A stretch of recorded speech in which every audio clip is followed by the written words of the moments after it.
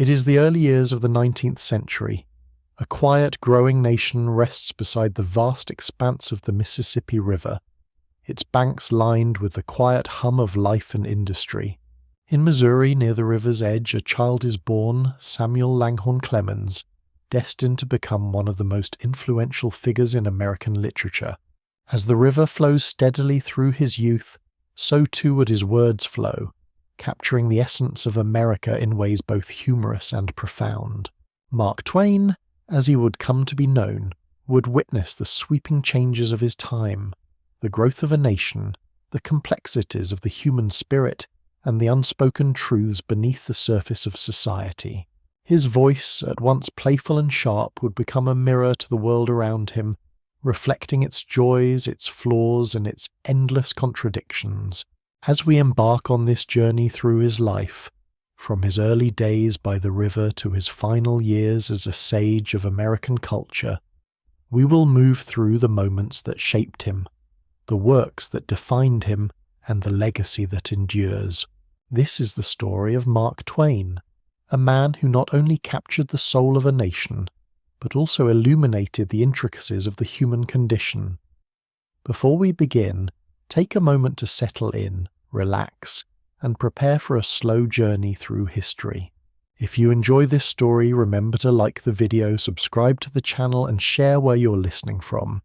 Now, let us drift into the life of Mark Twain, Samuel Langhorne Clemens, known to the world as Mark Twain, was born on November 30th, 1835, in the small town of Florida, Missouri, nestled along the banks of the Mississippi River. The setting was quiet and rural, a place where the rhythm of life was shaped by the flow of the river and the cycles of nature. The young Clemens, like many children of his time, grew up in an environment that balanced the simplicity of rural life with the slow, inevitable march of American expansion. His father, John Marshall Clemens, was a lawyer and a landowner, a man who believed in the pursuit of knowledge and the importance of education. His mother, Jane Lampton Clemens, was a nurturing and determined woman, one who had influenced Samuel's life profoundly. Though life was far from easy, the Clemens family's early years in Florida were filled with quiet ambition and the hopes of bettering their circumstances. Samuel, the sixth of 7 children, was not yet old enough to know the struggles that lay ahead. Yet from the very beginning, the foundation for his future would be laid by the values and influences of this tight-knit family. In 1839, when Samuel was just 4 years old, the Clemens family left Florida for the bustling town of Hannibal, Missouri. Hannibal, located on the river's edge, would become a defining place in the young boy's life, shaping his understanding of the world and inspiring many of the stories he would later write. It was here, by the Mississippi River, that Samuel's imagination would be sparked, and the seeds of the adventures that would later fill his works were sown. The Mississippi River was not merely a geographic feature of his childhood, it was the lifeblood of the region, a symbol of both opportunity and danger. It was a river that carried goods and people, a river that moved with purpose and yet was constantly changing. Samuel's early memories would be filled with the sound of its waters, the sight of the steamships that passed through, and the promise of the world beyond. It would be a river that would remain central to his thoughts throughout his life, a river that, in many ways, would guide his path as a writer. At the time, Hannibal was a small but thriving town, a community shaped by the rhythm of the river and the growing economy of the frontier. It was a place where families struggled to make a living, where the young Samuel Clemens would experience the full range of human emotions, the joy of childhood freedom, the uncertainty of financial hardship, and the complex layers of social interaction. The town was filled with a mix of personalities, from hard-working rivermen to the wealthy merchants and tradesmen who had settled in the area, and the young boy would soon begin to observe the world around him with a keen and critical eye. Though Samuel's formal education was limited in his early years, his natural curiosity was encouraged by his mother and father, both of whom valued learning. Jane Clemens in particular would have a lasting influence on Samuel, guiding him toward books and intellectual pursuits. She recognized his quick mind and fostered his interest in reading, setting the foundation for the literary career that lay ahead. It was through the quiet encouragement of his mother that Samuel began to develop his love for storytelling, a love that would define his life and work.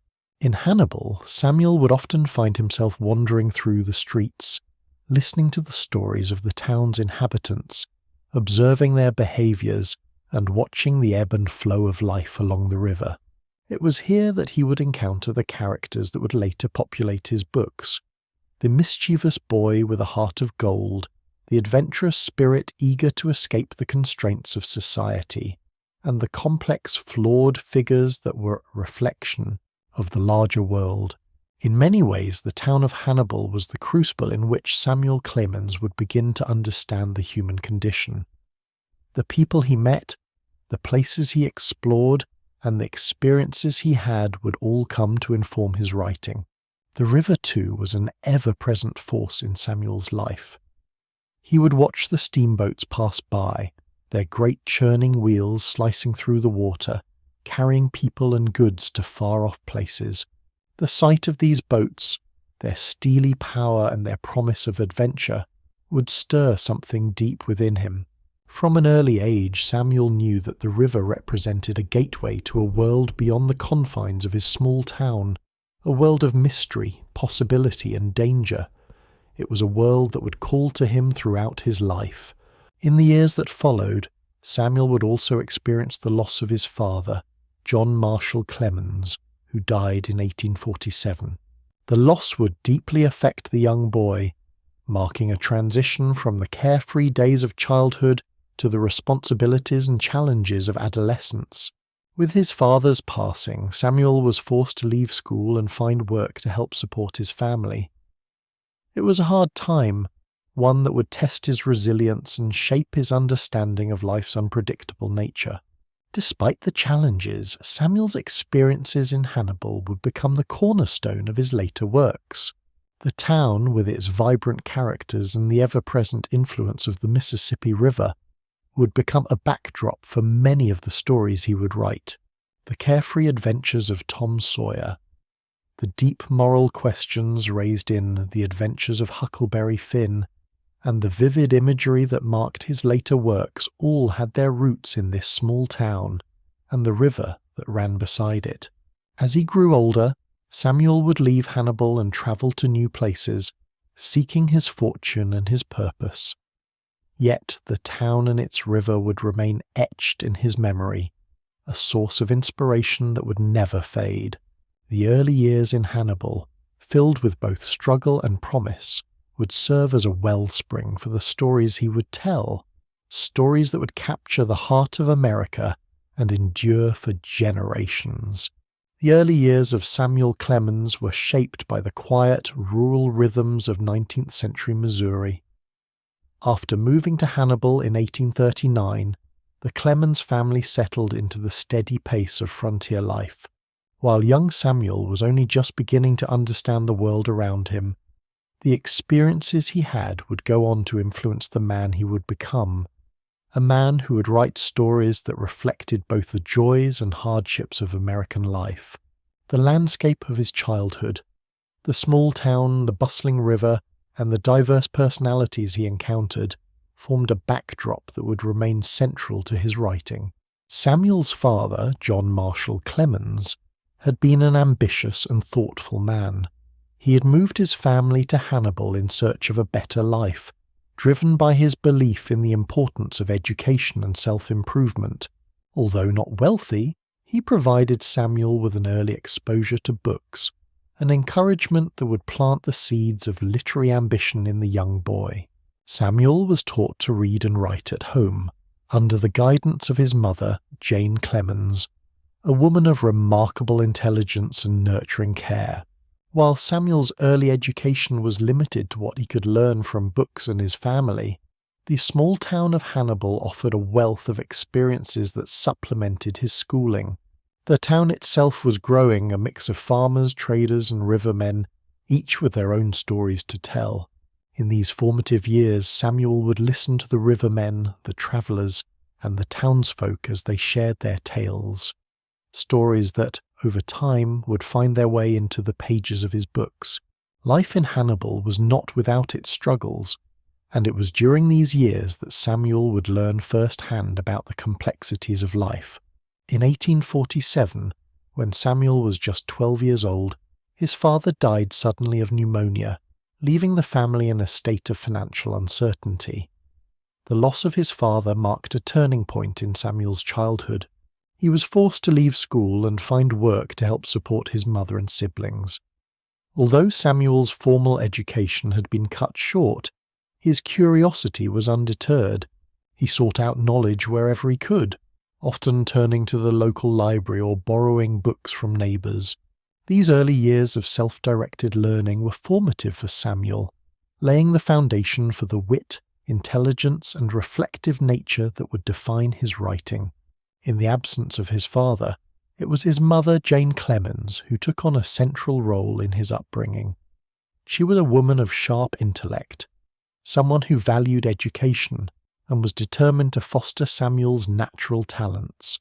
Jane would frequently read aloud to her children, instilling in them a love of literature and intellectual curiosity.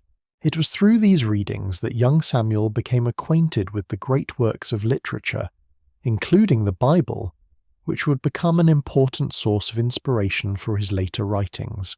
The family's modest means meant that Samuel could not attend school full-time, but his mother's insistence on reading aloud to him and his siblings ensured that they did not lack for knowledge.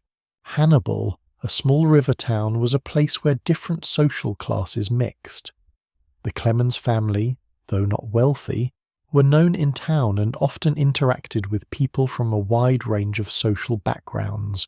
Samuel, as a young boy, was naturally drawn to the rivermen, those who worked on the Mississippi and brought with them stories from distant places. He would often stand on the riverbanks watching the steamboats pass by, wondering where they came from and where they were going. The sight of the steamboats, their massive wheels churning the water as they carried goods and passengers, left an indelible mark on young Samuel. It was also during this time that Samuel began to develop his characteristic sense of humour.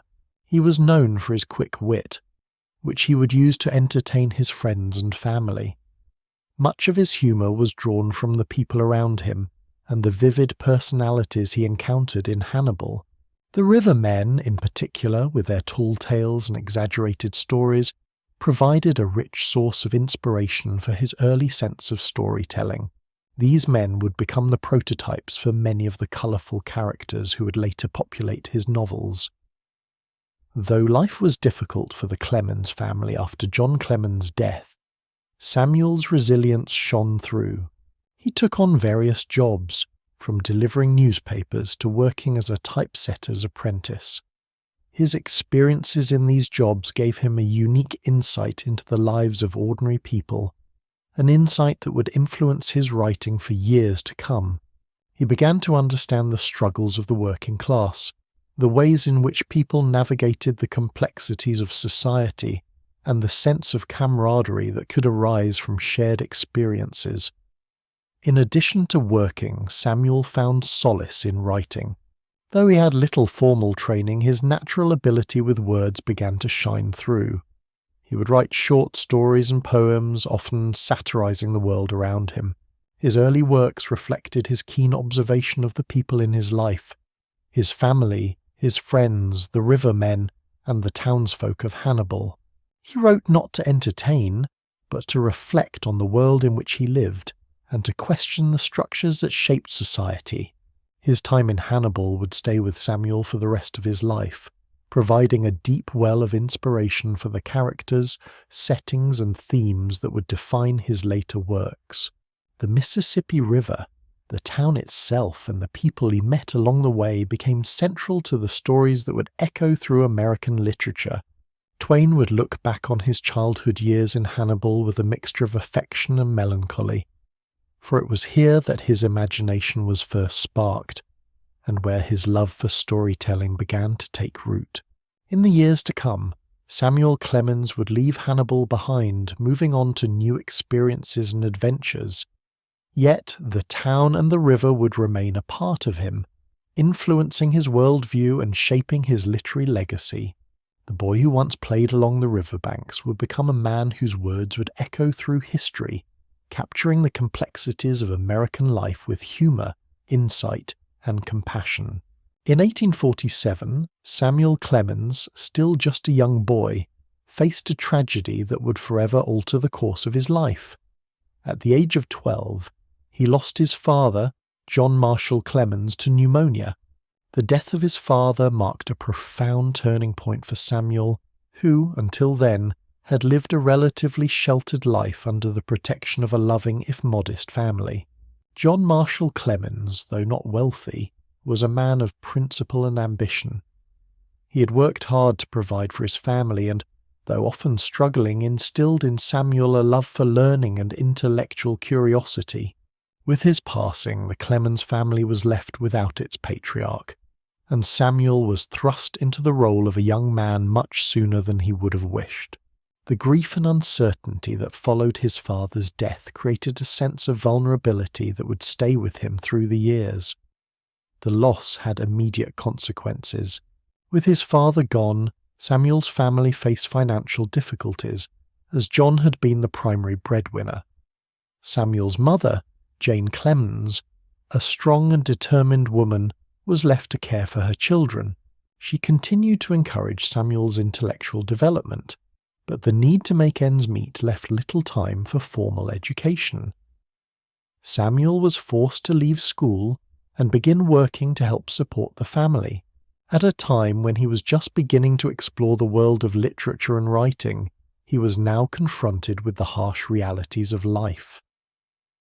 In the aftermath of his father's death, Samuel took on a number of odd jobs to help support his family. He worked as a clerk, a typesetter, and an assistant in various businesses, learning the value of hard work and perseverance. These early jobs provided him with a variety of experiences, exposing him to people from all walks of life. As he spent time working alongside tradesmen, labourers, and others, he began to develop a deeper understanding of the world outside his family's home. These experiences would later be reflected in his writing, where he would often explore the lives of ordinary people and the challenges they faced.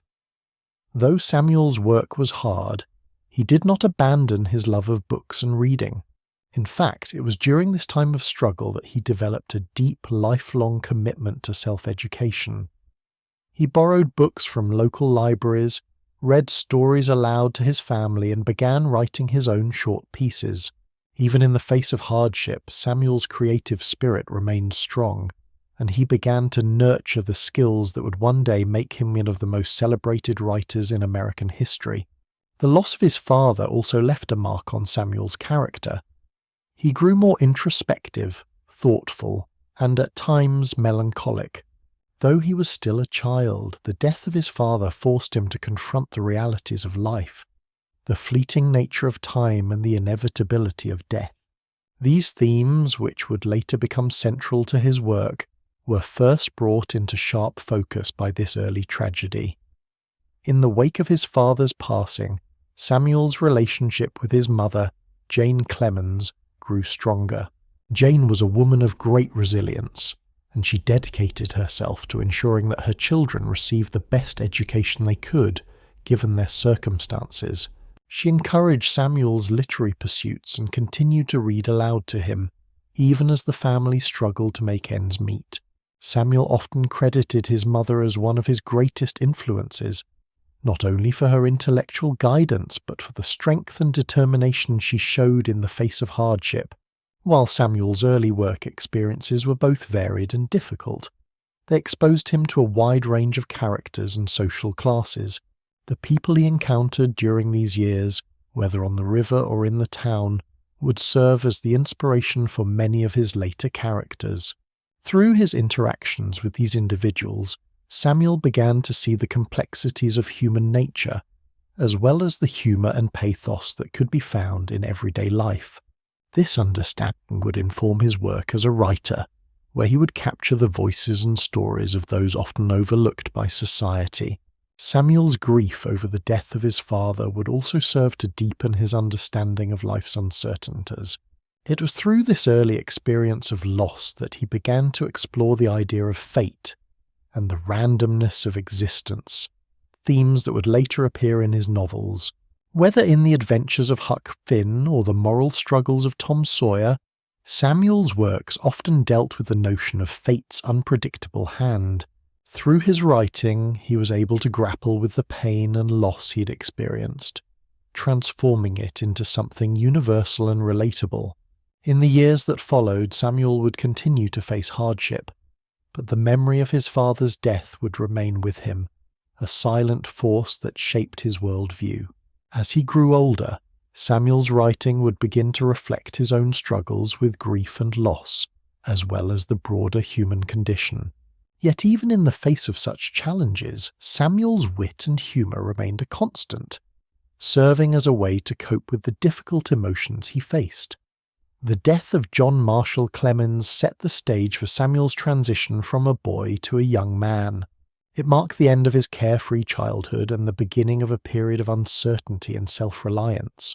While the loss left a deep void in his life, it also instilled in him a sense of independence and a determination to make his way in the world.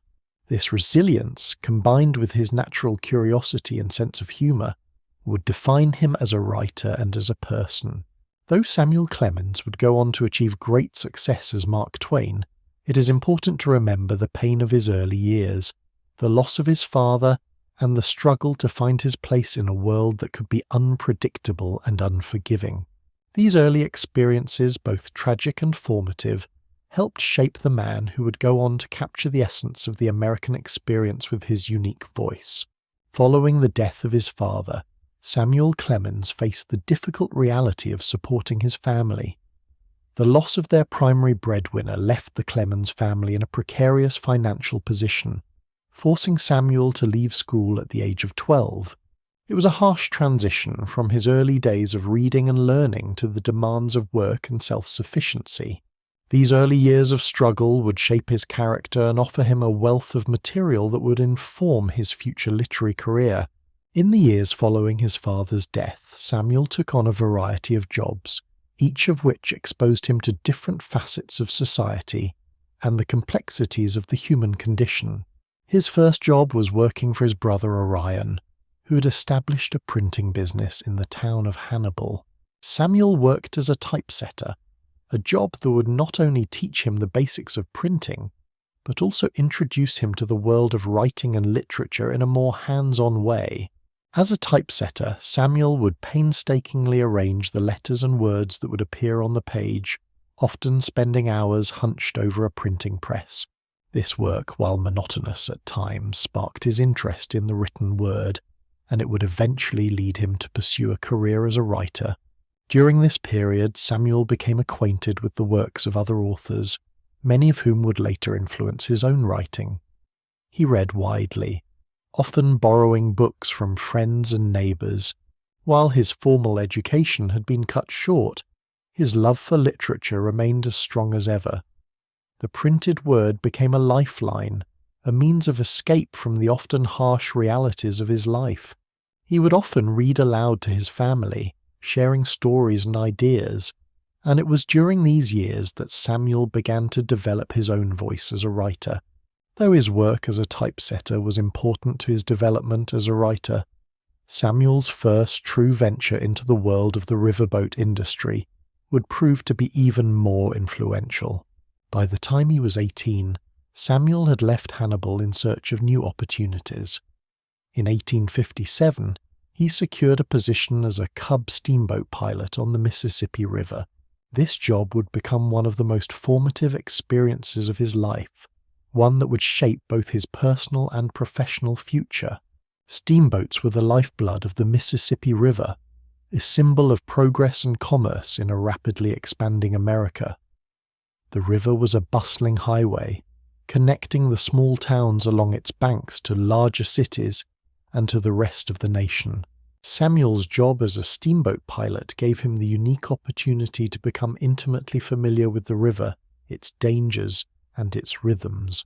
He learned the intricacies of navigation, how to read the water, and how to steer the massive vessels through the twists and turns of the river. As a pilot, Samuel was entrusted with the responsibility of guiding the steamboats safely through the sometimes treacherous waters of the Mississippi. The job required a deep knowledge of the river's channels, sandbars, and changing currents.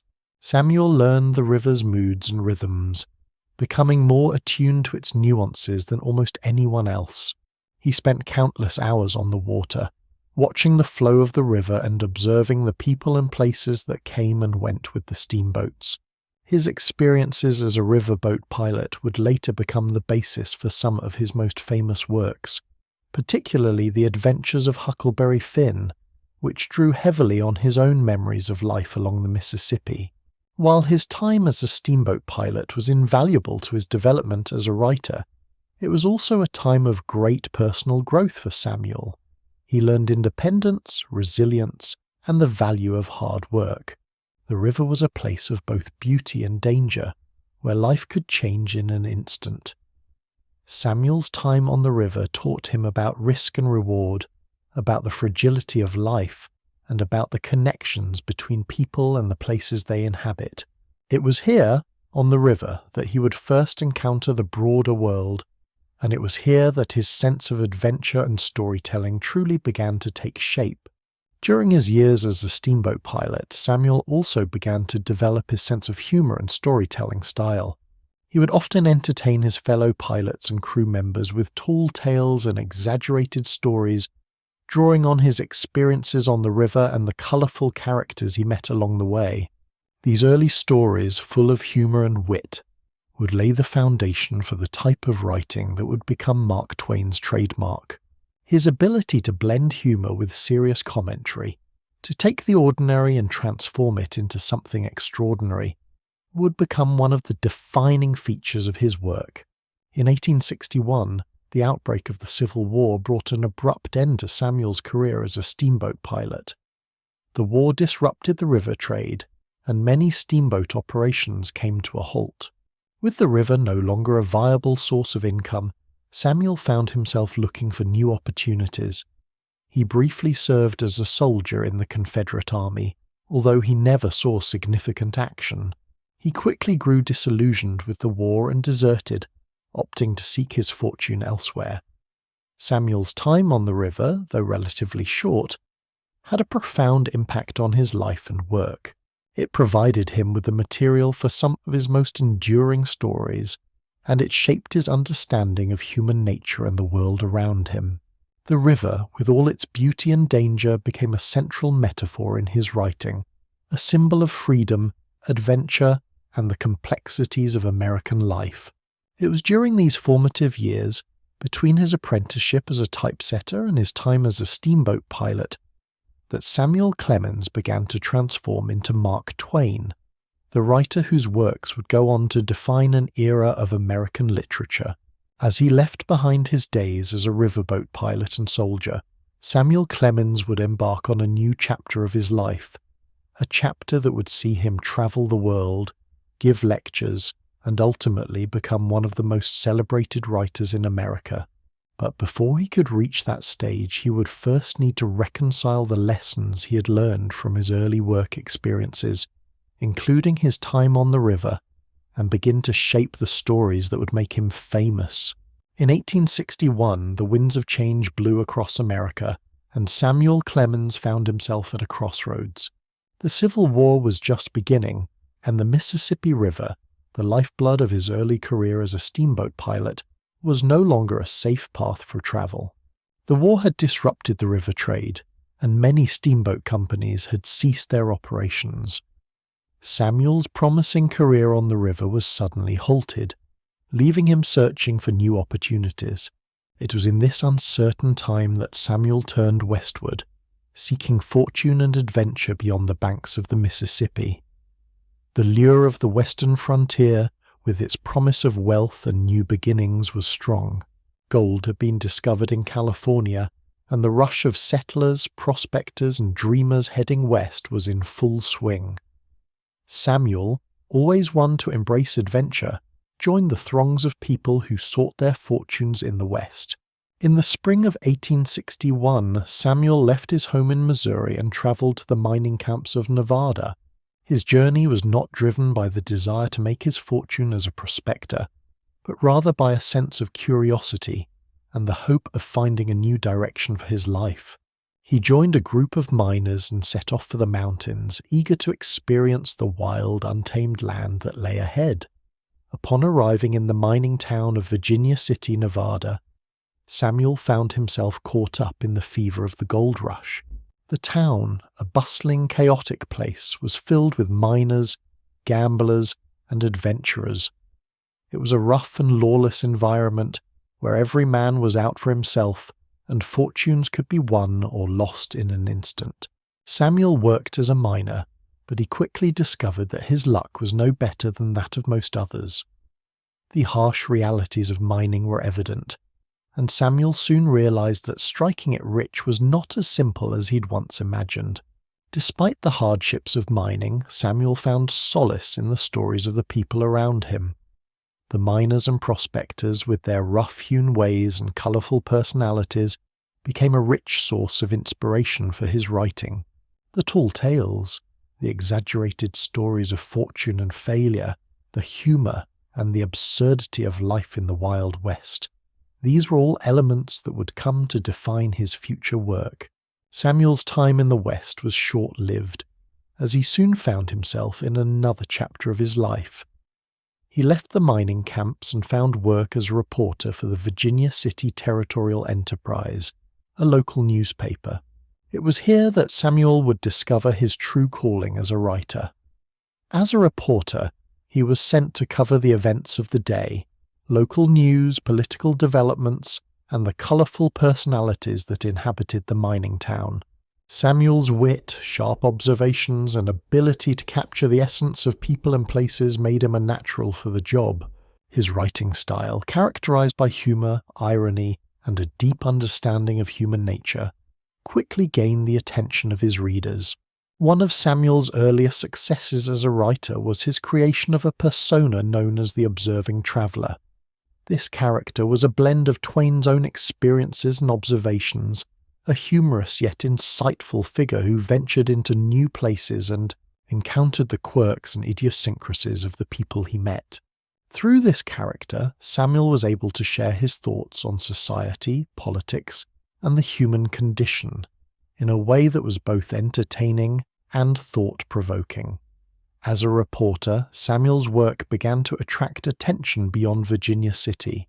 His stories, filled with sharp observations and witty commentary, were picked up by newspapers in other parts of the country.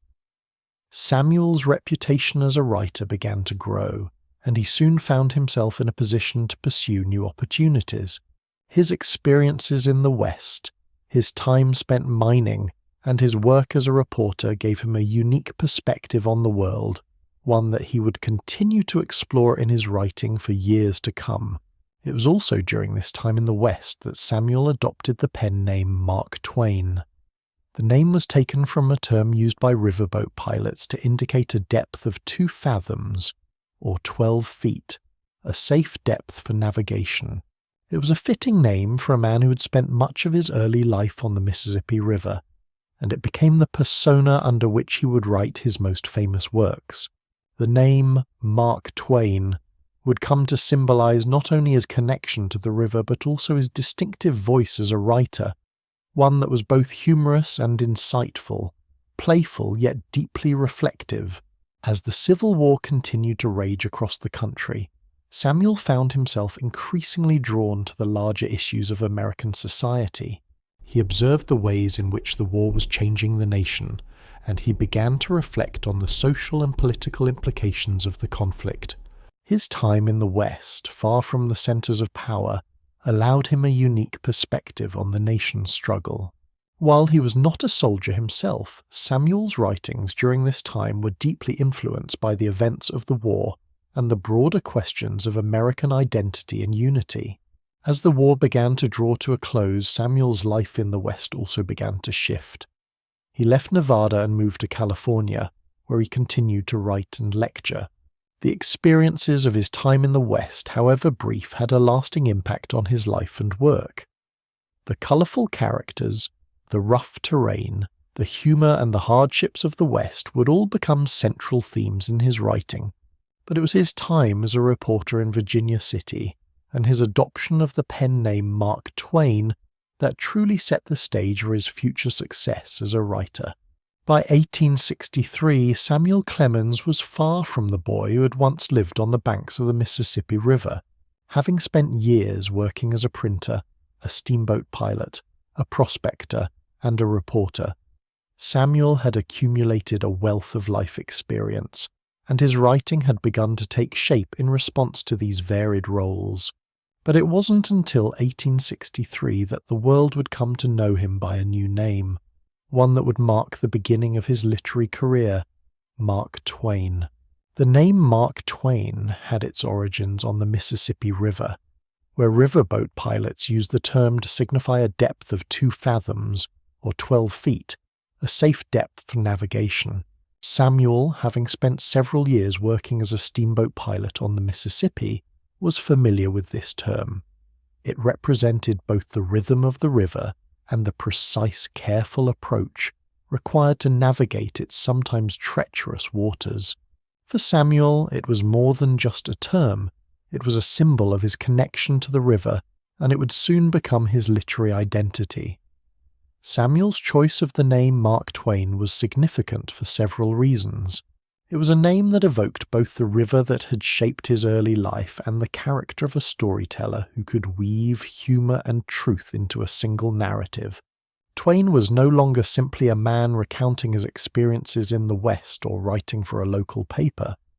He was now a full-fledged author, with a voice that would resonate throughout America and beyond.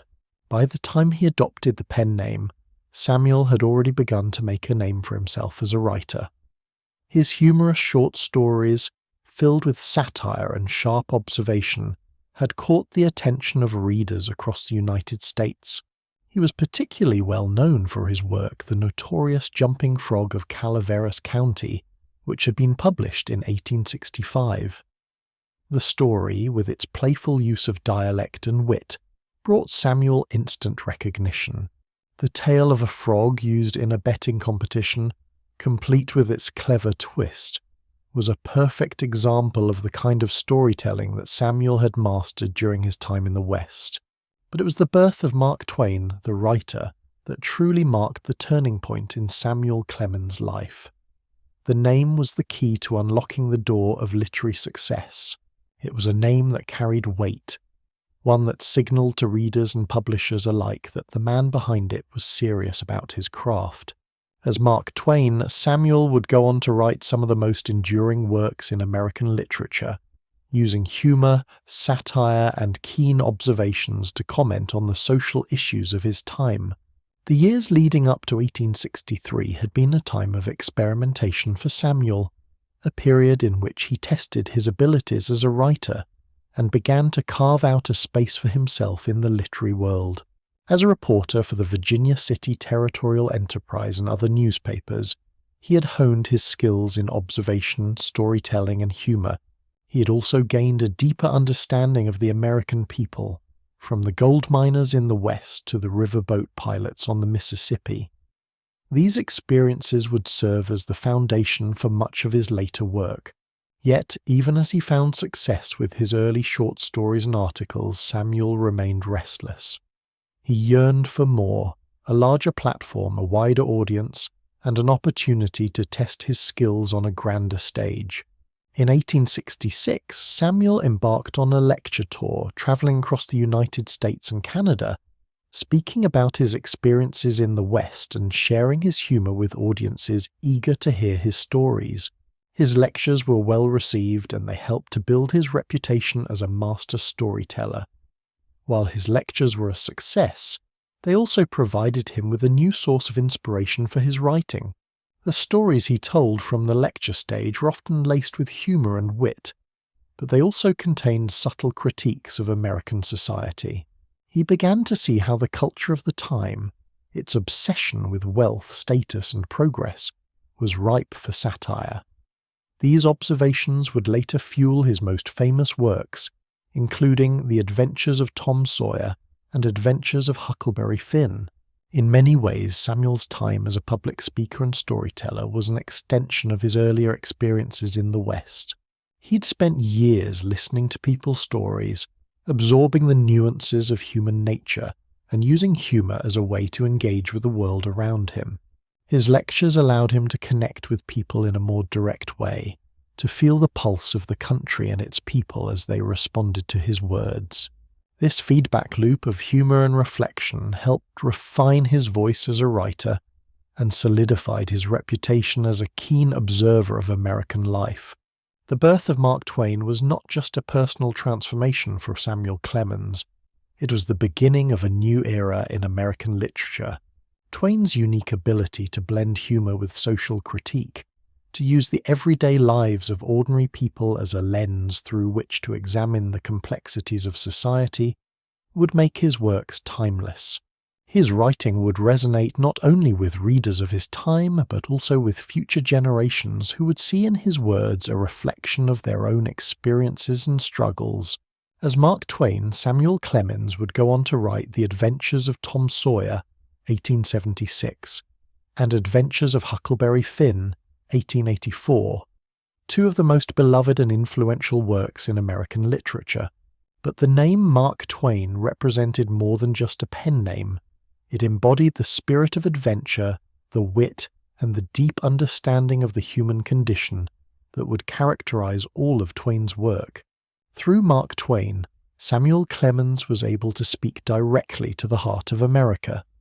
His stories, filled with humor, wisdom, and social commentary, would continue to shape the nation's literary landscape for generations.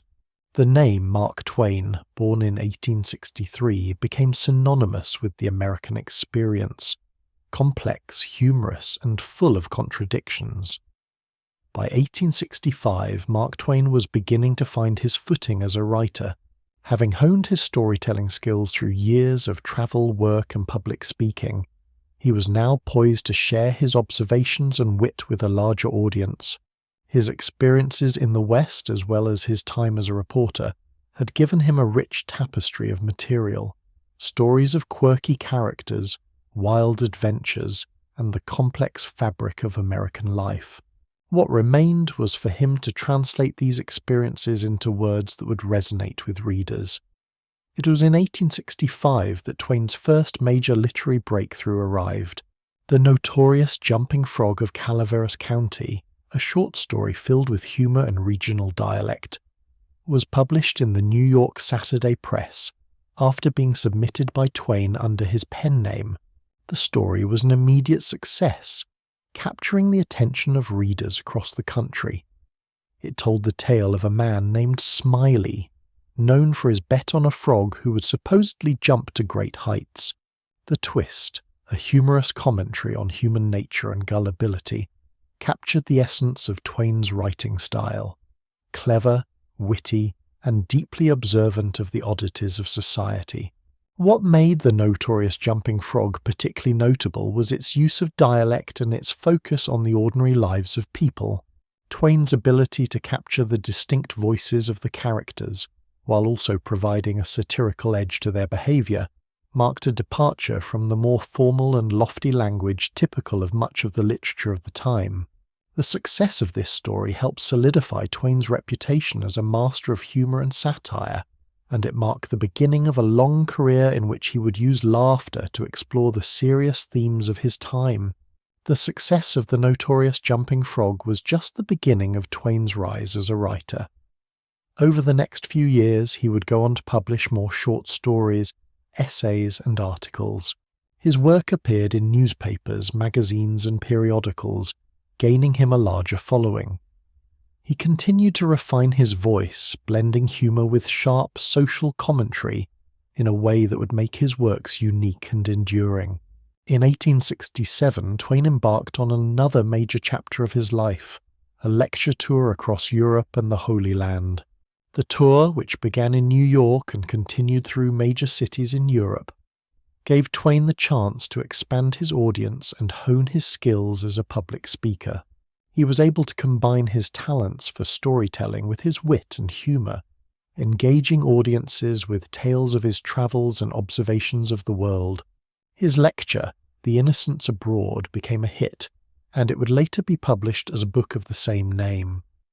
As Twain's fame grew, so did his ambition. He began to write longer works, moving beyond short stories and articles to create full-length novels that would become central to the American literary canon. But it was in the period leading up to 1865, with the publication of The Notorious Jumping Frog, that the seeds were planted for his future success. The story's success proved that Twain had the rare ability to combine humour, insight, and social critique in a way that appealed to a wide audience. The Notorious Jumping Frog also marked a critical moment in Twain's life and career.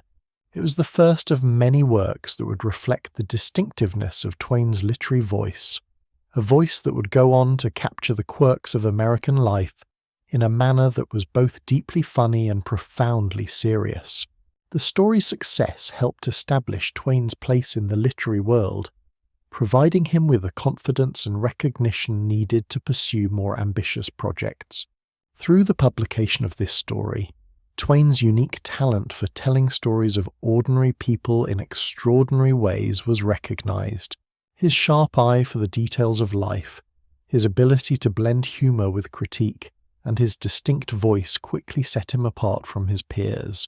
The success of The Notorious Jumping Frog was just the beginning of a career that would produce works as varied as The Adventures of Tom Sawyer, 1876, and Adventures of Huckleberry Finn, 1884, stories that would go on to define American literature.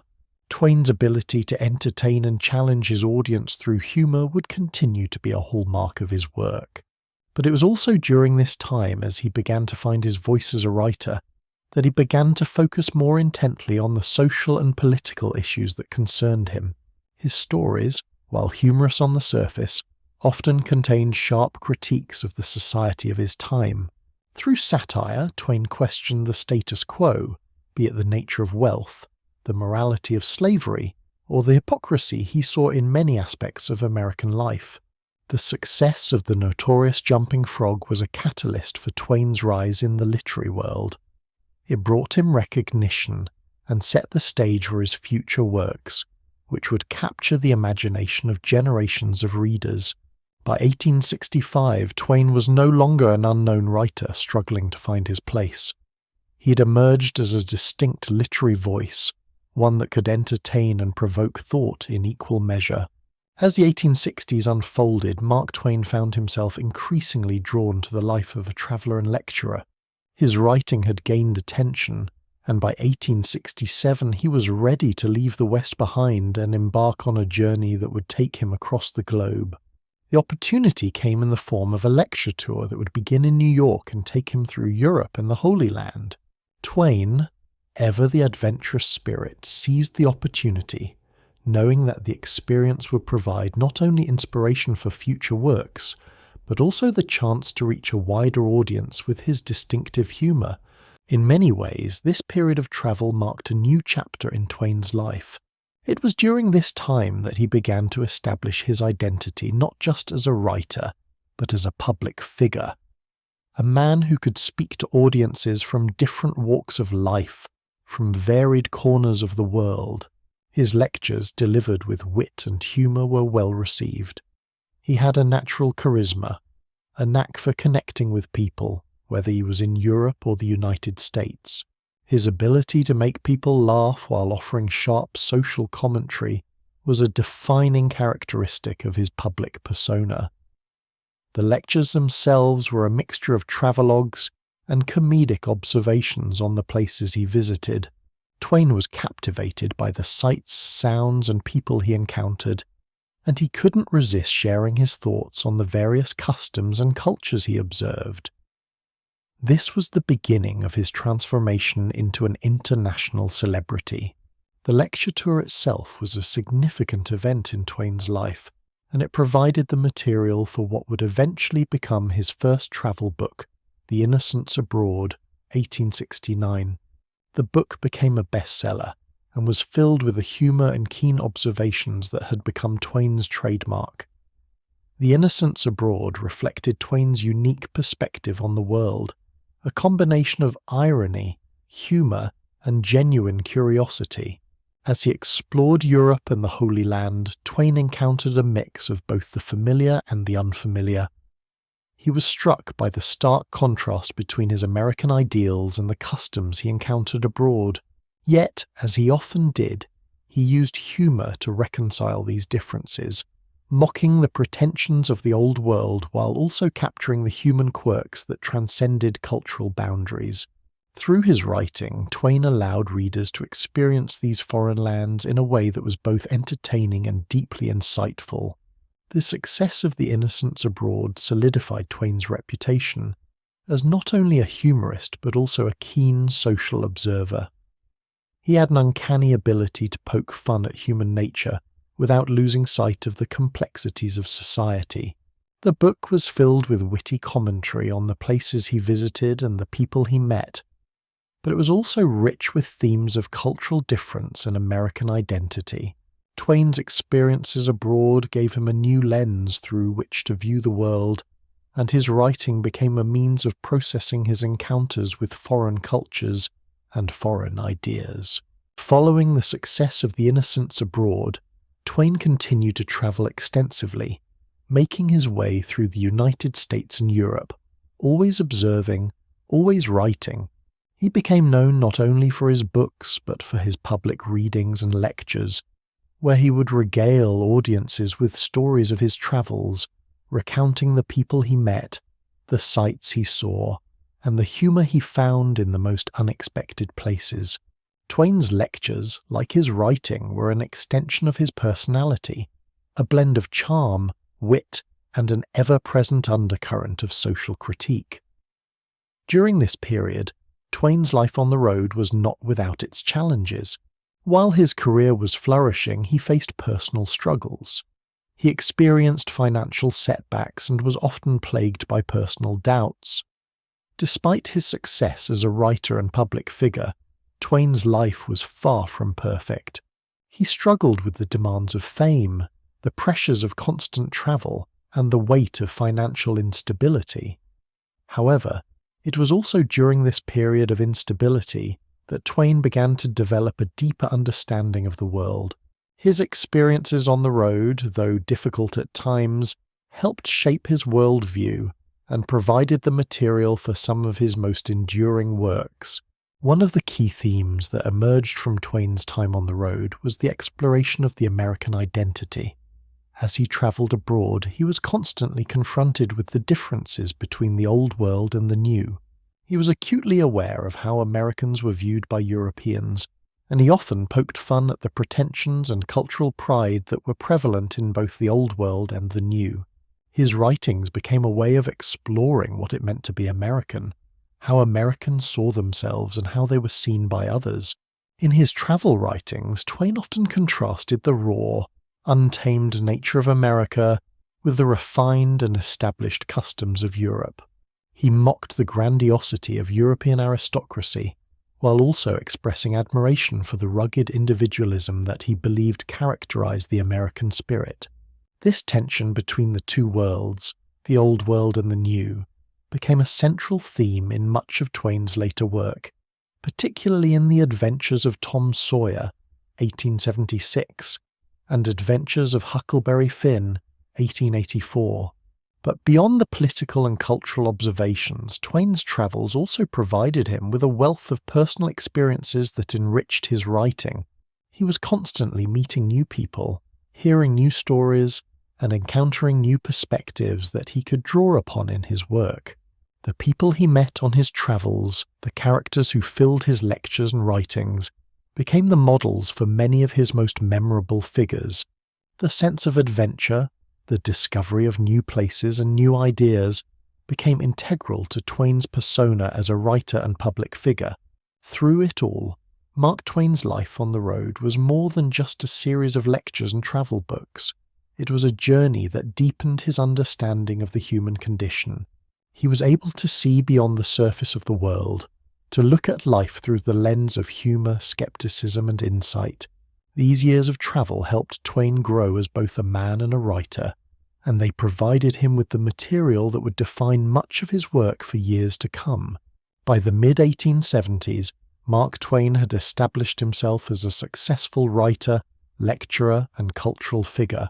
His unique blend of humour, social critique, and sharp observation had resonated with audiences, and he was now ready to tackle a new project, a novel that would go on to become one of the most beloved works in American literature, The Adventures of Tom Sawyer, 1876. Tom Sawyer, the mischievous yet endearing protagonist of the novel, was loosely based on Twain's own experiences growing up in Hannibal, Missouri. The character of Tom represented the adventurous spirit of youth, a boy who sought freedom and excitement at every turn, often defying authority and embracing the wild possibilities of life. Tom's world, much like Twain's own childhood, was filled with the sights and sounds of the Mississippi River, a setting that would play a central role in the novel. The book's publication marked a significant turning point in Twain's career. The Adventures of Tom Sawyer was met with immediate success, cementing Twain's status as a major figure in American literature. The novel was a departure from the more serious, satirical works that had characterized much of his earlier writing. Instead, it was a coming-of-age story that captured the innocence, energy, and rebelliousness of youth, while also exploring themes of morality, friendship, and the complexities of growing up. At its core, Tom Sawyer is a story about childhood, about the thrill of adventure, the bonds of friendship, and the struggle for independence. Tom, along with his friends Huck Finn and Joe Harper, embarks on a series of adventures that take him from the safety of home to the dangers of the river, from the simple joys of treasure hunting to the complex realities of morality and guilt. The novel's episodic structure, with its series of loosely connected adventures, mirrors the often unpredictable and chaotic nature of childhood itself. One of the central themes of Tom Sawyer is the tension between innocence and the inevitability of growing up. Tom's world is one where childhood freedom is constantly in conflict with the adult world of rules, responsibilities, and expectations. Twain uses Tom's adventures to explore the universal experience of trying to reconcile the carefree spirit of youth with the demands of society. Whether it's Tom's struggles with school, his mischievous antics, or his longing for independence, the novel captures the complexities of growing up in a rapidly changing world. Despite the light-hearted tone of the novel, Twain's sharp social commentary is ever present. Through Tom's interactions with his Aunt Polly, his friends, and the adults around him, Twain subtly critiques the conventions of society, particularly the rigid moral codes that govern behaviour. Tom's adventures often lead him to question the rules and expectations imposed on him by adults, and his refusal to conform to these norms is part of what makes him such a compelling character. In many ways, Tom represents the universal desire for freedom, the desire to break free from the constraints of society and live life on one's own terms. Another important theme of the novel is the idea of identity and self-discovery. Throughout the book, Tom grapples with who he is and what kind of person he wants to be. His friendship with Huck Finn, a boy from the margins of society, plays a central role in this process. Huck, with his wild spirit and disregard for the rules, serves as a foil to Tom, showing him a different way of living. Tom's relationship with Huck represents the tension between civilization and the untamed wilderness, between the expectations of society and the freedom of the individual. In many ways, Tom's journey is a journey of self-discovery, as he learns to navigate the complexities of both the adult world and the world of childhood. The novel is also notable for its portrayal of the Mississippi River, a setting that had a deep personal significance for Twain. The river, which had played such an important role in his own childhood, serves as a backdrop for Tom's adventures, representing both the freedom and danger of life on the frontier. The river is a place where Tom and his friends can escape from the constraints of society and experience true freedom, At the same time, however, the river is also a place of uncertainty and risk, a reminder that freedom comes with its own set of challenges.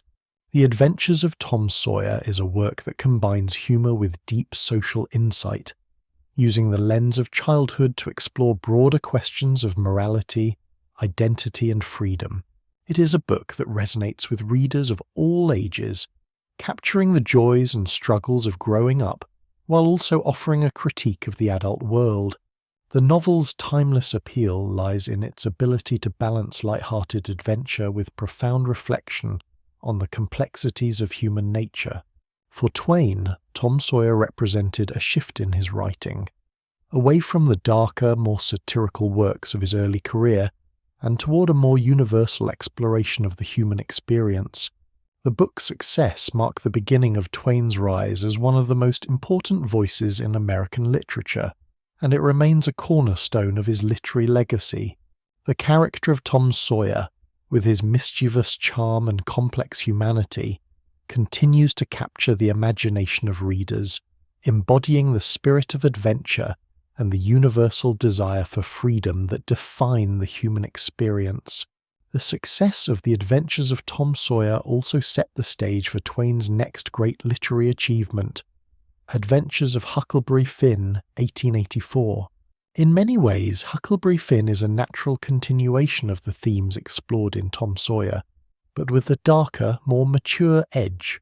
Huck Finn, the boy who'd been Tom's partner in adventure, would go on to become one of the most iconic figures in American literature, a character who, like Tom, embodies the conflict between innocence and the complexities of the adult world.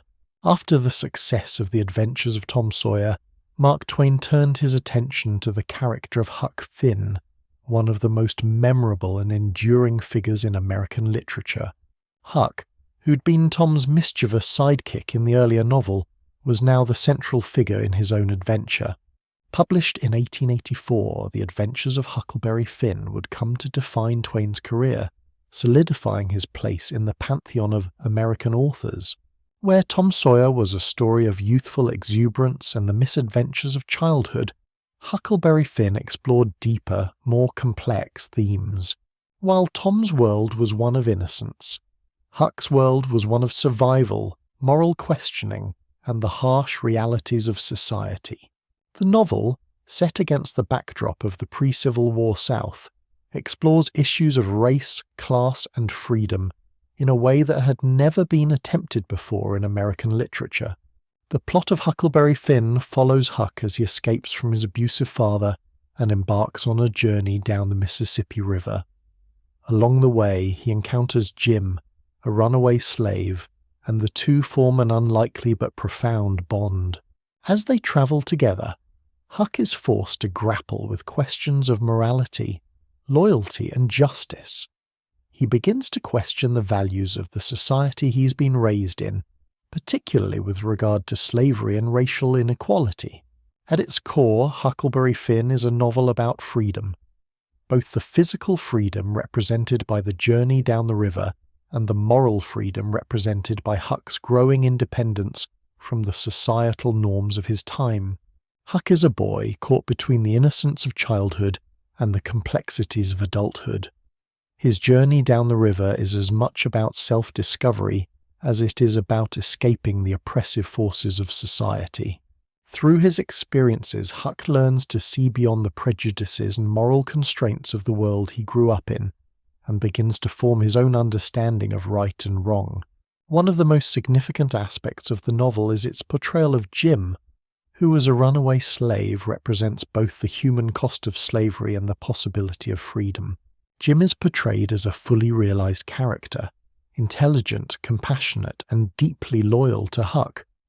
His relationship with Huck is central to the novel's exploration of race and morality.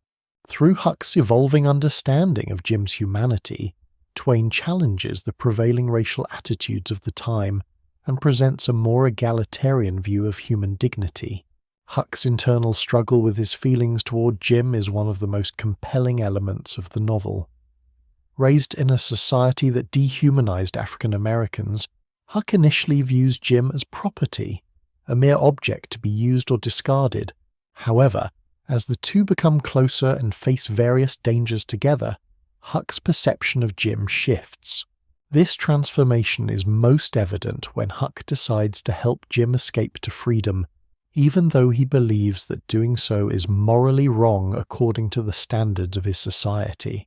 Huck's declaration that he would rather go to hell than betray Jim is one of the most poignant moments in the novel, illustrating his moral growth and the development of his own sense of justice.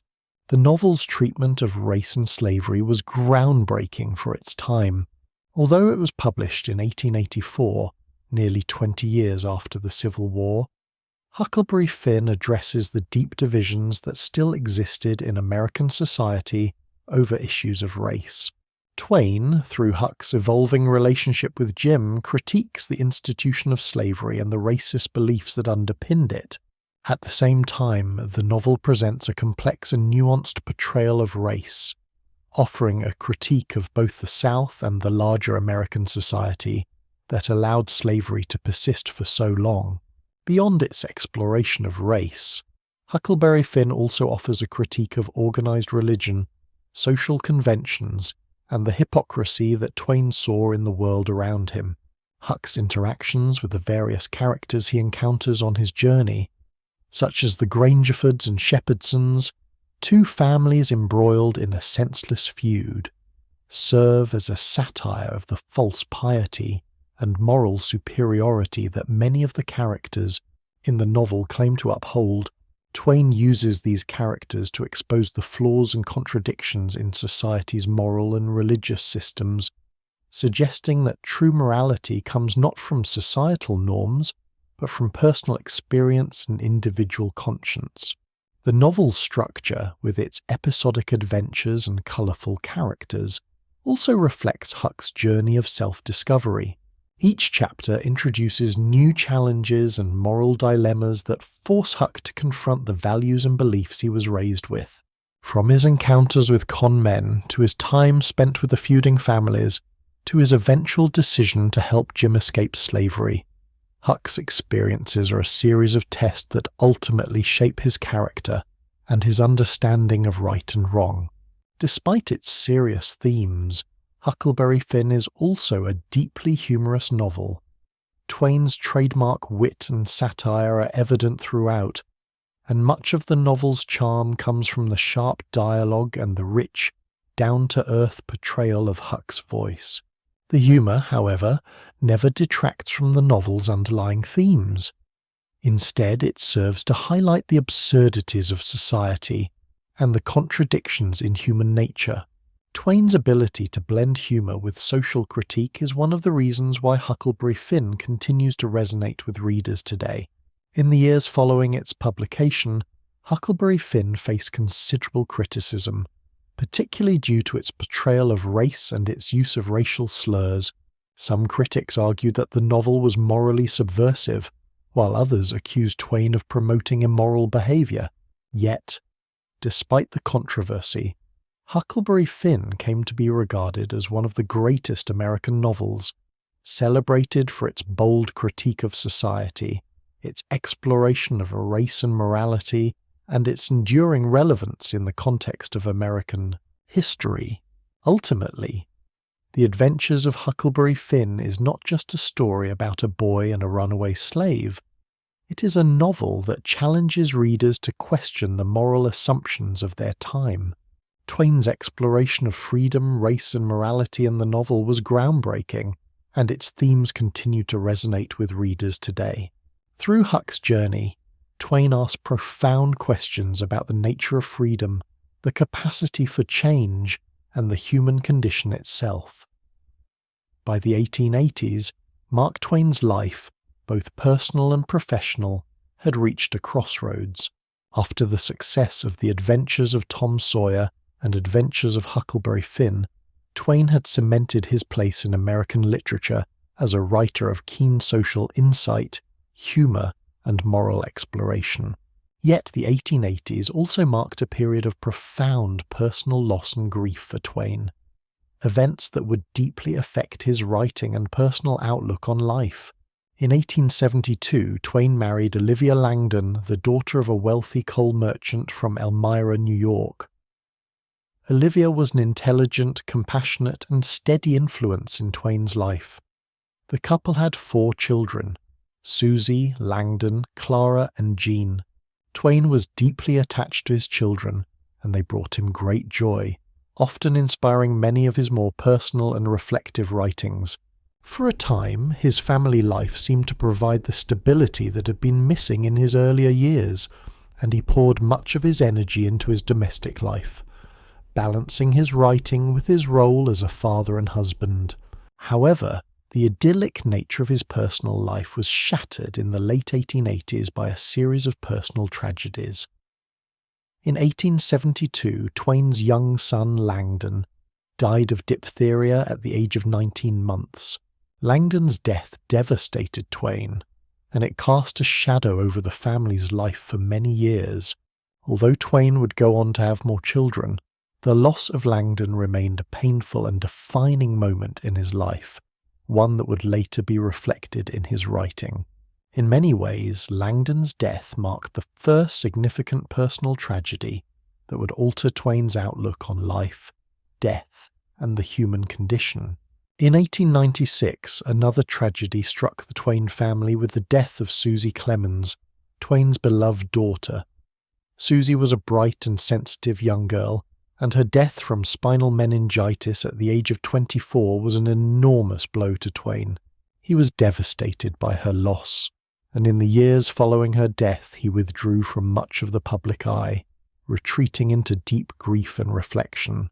Twain's letters and writings from this period reflect his profound sorrow and his sense of loss, both for Susie and for the innocence of his earlier years. Following Susie's death, Twain's health began to deteriorate, and he became more disillusioned with life. In addition to the emotional toll of losing his children, he faced financial troubles due to bad investments, particularly in the failed publishing venture of the Page typesetting machine. Twain's financial difficulties, coupled with the personal losses he'd endured, led to a period of intense stress. His once carefree sense of humour, which had defined his early works, began to fade as he confronted the harsher realities of life. Despite these personal challenges, Twain's writing continued, though it was marked by a tone of melancholy and introspection. During the late 1890s, he worked on a variety of projects, including his autobiography and several essays. In these works, Twain grappled with the themes of death, the passing of time, and the inevitability of loss. His writing from this period often carries a sense of resignation, as if Twain were coming to terms with his own mortality and the fragility of life. His humour, once sharp and biting, became more reflective, even mournful, as he turned inward to explore the depths of his sorrow. Twain's later works, such as The Mysterious Stranger, published posthumously, reflect his growing disillusionment with religion and the human condition. The Mysterious Stranger, a novella about a young boy's encounter with the supernatural being, explores themes of fate, free will, and the nature of good and evil. In many ways, the work is a reflection of Twain's own existential questions and his struggle to find meaning in a world marked by suffering and loss. Though he was deeply affected by personal tragedy, Twain continued to write and lecture throughout the 1880s and into the 1890s. His humour may have become more tempered with sadness, but it still carried the sharpness and insight that had made him famous.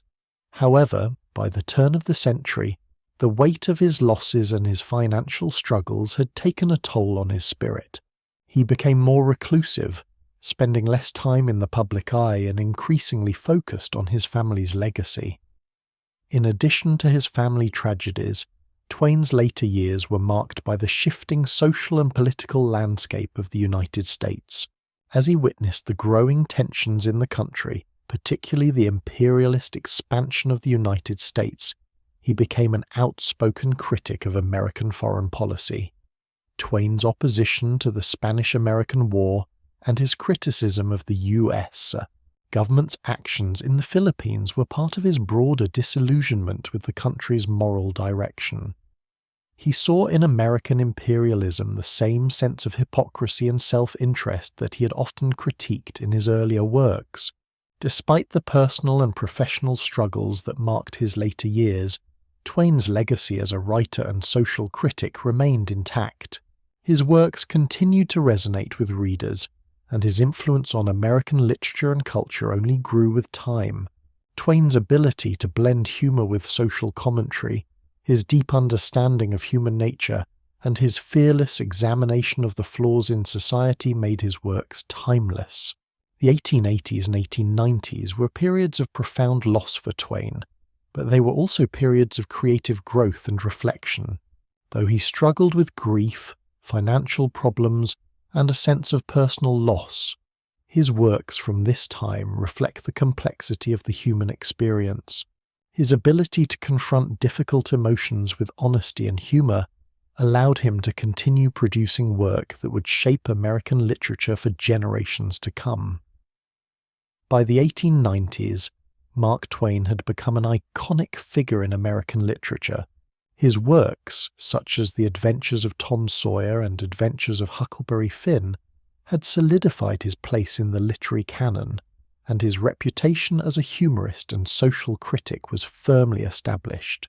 Yet, despite his success, the 1890s were also a time of personal and professional upheaval for Twain, as he faced financial struggles, health concerns, and a growing sense of disillusionment with the world around him.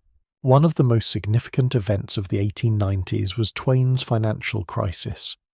Having invested heavily in a variety of ventures, including the ill-fated Page typesetting machine, Twain found himself deep in debt. The investment had promised to revolutionize the printing industry, but the machine was ultimately a failure, leaving Twain with substantial financial losses.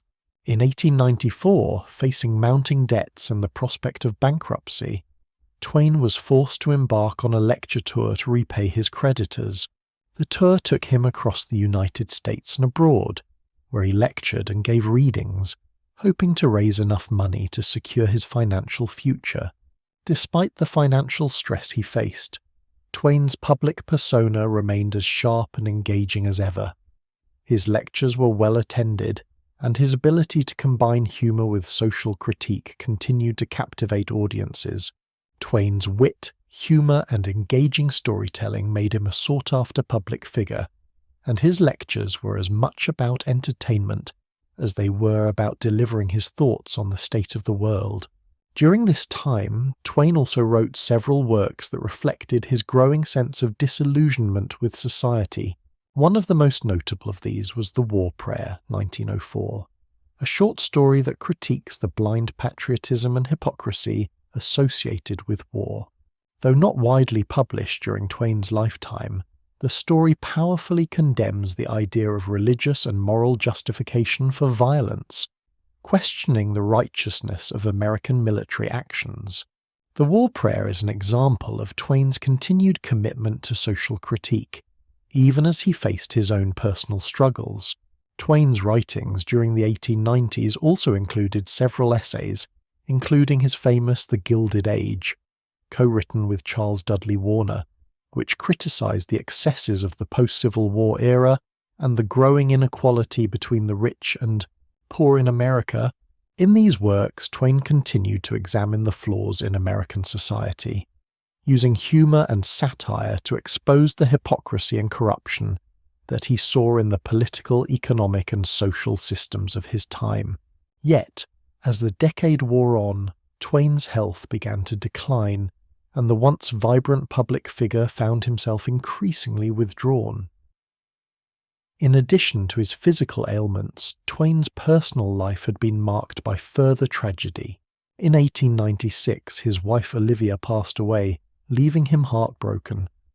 Her death compounded the sorrow Twain had already experienced with the loss of his children, and he became more reclusive in the years following her passing.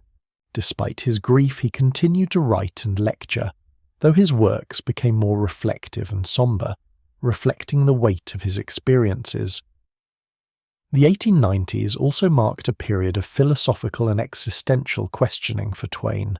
He began to express more openly his disillusionment with religion, the concept of an afterlife, and the moral assumptions that had shaped his earlier works. These themes became more pronounced in his later writings, such as The Mysterious Stranger, published posthumously, a novella that explores the nature of good and evil, the problem of suffering, and the futility of human existence. In The Mysterious Stranger, Twain imagines a supernatural being who challenges the character's ideas about morality, questioning the very notion of divine justice. The story reflects Twain's growing skepticism and his struggle to find meaning in a world marked by suffering and uncertainty. Throughout the 1890s, Twain's public persona began to change as well. Once known for his sharp wit and satirical humour, he became increasingly serious in his public speeches and writings. His critiques of American society, government, and religion grew sharper, and his public lectures took on a more reflective, even mournful tone. Twain's lectures, while still drawing large crowds, no longer had the same light-heartedness and energy that had characterized his earlier talks. The man who'd once been the embodiment of American humour had become more of a sage, offering wisdom tempered by the sorrow of his personal losses and the disillusionment he felt with the state of the world. Despite the changes in his public persona, Twain's literary legacy continued to grow throughout the 1890s. His works were widely read and respected, and he was often sought after as a speaker and writer. However, as the decade drew to a close, Twain's public appearances became less frequent, and his focus shifted to writing his autobiography, a work that would ultimately be published posthumously. The autobiography, which Twain worked on for many years, was an introspective and candid exploration of his life, thoughts, and experiences. It was in these later writings that Twain's true voice, one shaped by both the joy of his earlier years and the sorrow of his later life, came through with the most clarity. By the end of the 1890s, Twain had experienced much of the joy and pain that life had to offer. His career had spanned decades, and he had achieved immense literary success. Yet the personal losses and financial struggles of his later years had left him a more sombre figure. As he looked back on his life, Twain was keenly aware of the complexities and contradictions of human existence. His writings from this period, filled with satire, reflection, and philosophical inquiry, show a man who, though scarred by personal tragedy, remained deeply engaged with the world around him, questioning its moral assumptions and searching for meaning in a world that often seemed devoid of it. The 1890s were a challenging time for Mark Twain, a period marked not only by personal tragedies and philosophical questioning, but also by a significant financial crisis. While Twain had earned a reputation as one of the most prominent literary figures of his time, his financial situation had taken a disastrous turn, leading to mounting debt and a series of ventures that would ultimately fail. Twain's financial troubles began in earnest in the late 1880s, when he made an ill-fated investment in a new technology, the page typesetting machine. This invention, which he believed would revolutionize the printing industry, ultimately proved to be a failure. The machine's development was plagued by technical issues, and it never lived up to its promise. Twain had invested heavily in the venture, and the resulting losses left him in dire financial straits. He'd been promised that the machine would make him a fortune, but the reality was much different. Not only did he lose his investment, but he also found himself deep in debt, with the weight of his financial obligations hanging over him. The impact of this financial failure was profound. Twain had lived for many years in a comfortable lifestyle, surrounded by the luxuries that his literary fame had afforded him. However, the loss of his investment forced him to re-evaluate his spending habits and his financial stability. The situation grew worse when, in 1894, Twain was forced to declare bankruptcy, a humiliating experience for a man who had once been one of the most famous and financially successful writers in America. In order to repay his creditors, Twain embarked on a lecture tour that took him across the United States and even abroad. The lectures were a way for him to earn enough money to cover his debts and restore his financial stability. While Twain's lectures were still popular and well attended, they were also physically demanding, and Twain's health began to suffer as a result. Nevertheless, the lecture tour allowed him to regain some measure of financial security, and by 1895 he had managed to repay most of his debts. Despite his efforts to rebuild his fortune, Twain's financial troubles were not over. In addition to his investments in the page machine, Twain had also made several other poor financial decisions during the 1880s and 1890s. One of the most significant of these was his involvement in the publishing business. Twain had founded his own publishing company, the Mark Twain Company, with the hope of making money from his own works and those of other authors. However, the company was poorly managed and struggled to stay afloat. Twain's attempts to control the publishing business ultimately led to further financial losses, as the company failed to turn a profit. The constant strain of his financial troubles, combined with the toll of his personal losses, took a significant emotional and psychological toll on Twain. Once known for his sharp wit and playful humour, Twain became increasingly melancholic and withdrawn in his later years. His financial struggles were compounded by the loss of his beloved wife, Olivia, in 1904. Olivia's death marked the final blow to Twain's already fragile sense of well-being, and he withdrew even further from public life, becoming more focused on his own grief and inner turmoil. Throughout the 1890s, Twain's financial troubles and personal struggles were inextricably linked. The mounting debts, poor investments, and business failures seemed to reflect the broader sense of disappointment and disillusionment that had begun to shape his worldview. Twain, who had once been so full of optimism and adventure, now faced the reality that his financial situation was precarious, and his once luxurious lifestyle had been upended. His writings from this period reflect his internal conflict, as he grappled with both the challenges of his financial situation and the emotional weight of the personal losses he'd endured. In addition to his financial difficulties, Twain also faced growing criticism of his works. While his earlier books, such as Tom Sawyer and Huckleberry Finn, had been widely praised, some of his later works began to receive mixed reviews. The Tragedy of Pudd'nhead Wilson, 1894, for example, was less well received than his previous novels, and some critics began to question whether Twain's best days as a writer were behind him. This added another layer of frustration and self-doubt for Twain, who had long prided himself on his ability to entertain and provoke thought with his writing. Yet, despite the hardships he faced during this period, Twain's legacy as a writer remained intact. His works continued to be read and admired by generations of readers, and his reputation as a master of American literature persisted. His ability to capture the complexities of the human experience, combined with his sharp wit and keen social commentary, ensured that his place in the literary canon was secure, even as his personal and financial struggles mounted.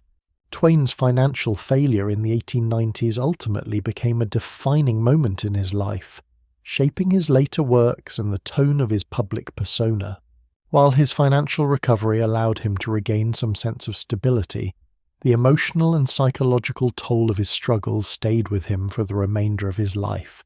In many ways, Twain's ability to continue writing and lecturing through these dark times is a testament to his resilience, even as he confronted the harsh realities of his personal and professional life. Amidst the turmoil of his financial struggles and personal grief, Mark Twain sought to balance his life with creative work, and in 1881 he turned to writing The Prince and the Pauper, a novel that would both entertain and reflect his growing interest in the complexities of social inequality and human nature. The book, which would become one of his most beloved works, is set in 16th century England and tells the story of two boys, Edward VI the Prince of Wales, and Tom Canty, a pauper, who swap places and experience each other's lives, leading to profound insights about social class, identity, and justice. Twain's decision to write The Prince and the Pauper marked a departure from his earlier works in several ways. Unlike The Adventures of Tom Sawyer and Adventures of Huckleberry Finn, which focused on the lives of children in the American South, this new novel was set in England during the reign of Henry VIII. The decision to set the story in another time and place allowed Twain to explore themes of social disparity and the power dynamics inherent in class systems without the constraints of contemporary American society. It was an opportunity for Twain to delve into historical fiction while still maintaining his sharp wit and commentary on society. The novel follows the experiences of two boys who, through a twist of fate, find themselves in each other's shoes. Tom Canty, a poor boy living in the slums of London, is fascinated by the life of the royal family. Edward VI, the young prince, is deeply unhappy with his life of privilege, feeling trapped by the constraints of royalty and yearning for a life of freedom. When the two meet by chance, they decide to swap places, with Edward entering the life of a pauper and Tom taking on the role of the prince. The story then explores their adventures and the lessons they learn about the disparities between the rich and poor, as well as the inherent flaws in the social system that defines their lives. At its heart, The Prince and the Pauper is a critique of social inequality and the rigid class structures that defined 16th century England, and, by extension, Twain's own time. Through the experiences of Tom and Edward, Twain demonstrates how social class is an arbitrary construct, one that does not determine a person's worth, intelligence, or character. While the story is filled with humour and adventure, it also offers a powerful commentary on the way society devalues individuals based on their birthright rather than their inherent humanity. One of the novel's most poignant themes is the idea of identity. As the two boys live each other's lives, they each experience the limitations and expectations placed upon them because of their class. Tom, now dressed in royal robes, is treated with reverence and deference by those around him, even though he is still the same boy who grew up in the slums. Edward, in contrast, finds himself cast aside as a commoner, with no one recognizing his true identity. In these moments, Twain highlights the absurdity of the social hierarchy, showing how people are judged not by their character or actions, but by the arbitrary circumstances of their birth. Twain's exploration of social class in The Prince and the Pauper reflects his ongoing concerns with the inequalities and hypocrisies of society, much like in Huckleberry Finn, where Huck's relationship with Jim challenged the racial prejudices of the time. The Prince and the Pauper challenges the prevailing assumptions about wealth and power. By allowing the Prince and the Pauper to swap places, Twain offers a critique of both the luxuries of the royal court and the hardships of the poor, revealing how each system, in its own way, dehumanizes those who live within it. While the novel's social critique is central to its message, Twain also infused it with his signature humor and wit. The interactions between Tom and Edward, as they attempt to navigate their new lives, are filled with amusing misunderstandings and moments of absurdity. For example, Tom, now dressed as the prince, is often confused by the formalities and expectations of the royal court, while Edward, now in the guise of a pauper, is horrified by the conditions of poverty and the cruelty he witnesses. These moments of comedy not only provide levity, but also serve to highlight the stark contrast between the lives of the rich and the poor. The narrative also contains elements of adventure, as both boys must contend with various external challenges. Edward, in Tom's body, is forced to navigate the dangers of the streets and deal with the scheming figures who would exploit his position. Tom, in Edward's body, must learn to lead a kingdom, dealing with the complexities of power and responsibility that he never imagined. Both boys undergo personal growth, coming to understand more deeply the struggles and challenges of the lives they once only observed from a distance. The novel also explores the theme of justice, particularly in how it applies to individuals from different social classes. When Tom is mistaken for the prince, he is treated with the respect and authority of royalty, even though he lacks the intelligence and training to rule. Meanwhile, Edward, in Tom's place, is left to fend for himself in a world that offers him no protection or privileges. Through this role reversal, Twain underscores the idea that justice should be based on individual merit, not social standing, and that the systems of power in place are often arbitrary and unfair. The success of The Prince and the Pauper helps cement Twain's reputation as a master of both humour and social critique. While the novel was more whimsical and light-hearted than some of his darker works, it still carried a profound message about the inequalities of society and the importance of seeing beyond appearances to the true worth of individuals. The novel also marked a shift in Twain's writing, as he began to experiment more with historical fiction and explore different genres beyond the coming-of-age stories of Tom and Huck. In many ways, The Prince and the Pauper is a reflection of Twain's own evolving thoughts on society, class, and the human experience. The novel's exploration of social mobility and the arbitrary nature of power is as relevant today as it was when it was first published, and it remains a classic example of Twain's ability to blend humour with insightful social commentary. It was another step in his development as a writer, one that would lead to even more ambitious projects in the years to come. As the 20th century began, Mark Twain found himself reflecting on the arc of his life and work. The earlier decades had brought him both acclaim and personal tragedy, success and failure. By the turn of the century, Twain was a literary legend, but he was also a man deeply burdened by the weight of his personal losses and the challenges of his later years. The decade between 1900 and 1908 marked the final chapter of his life, a period marked by introspection, grief, and a growing sense of disillusionment with the world around him. Twain's health began to decline during this time. Although he had once been an energetic and larger-than-life figure, his physical condition began to deteriorate as he entered his later years.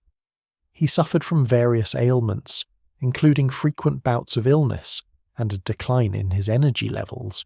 Despite this, he continued to write, lecture, and engage with the public, although with less frequency than in his earlier years.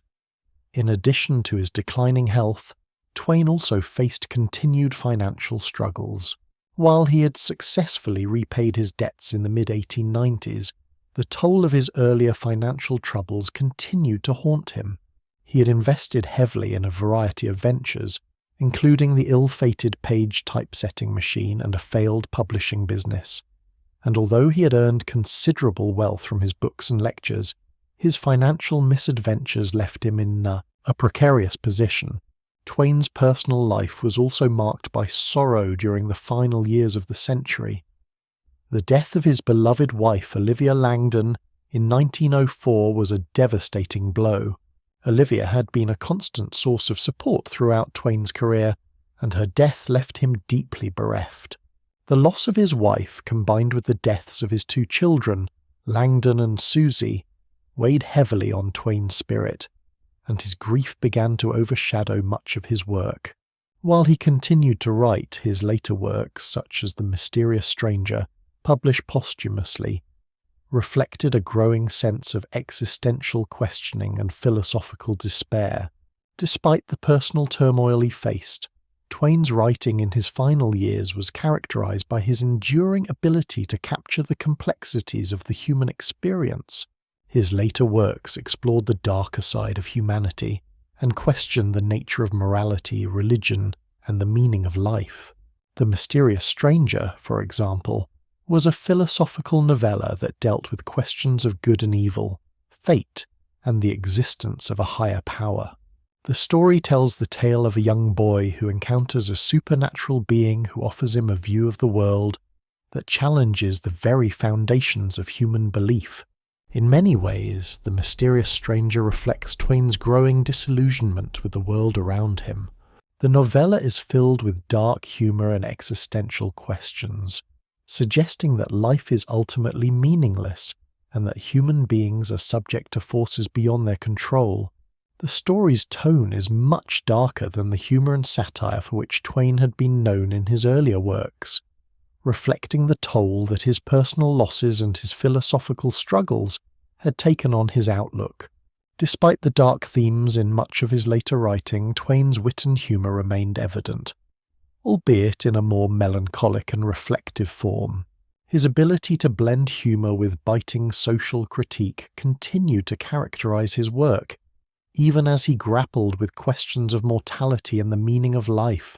The sharpness of his intellect and his keen observations of human nature remained intact, even as he wrestled with the philosophical questions that had increasingly occupied his thoughts. In his final years, Twain became more reclusive, spending much of his time in the company of close friends and family. He continued to write, but his output slowed significantly. He also became increasingly reflective, writing his autobiography, which was published posthumously, as a means of documenting his life, his thoughts, and his reflections on the world.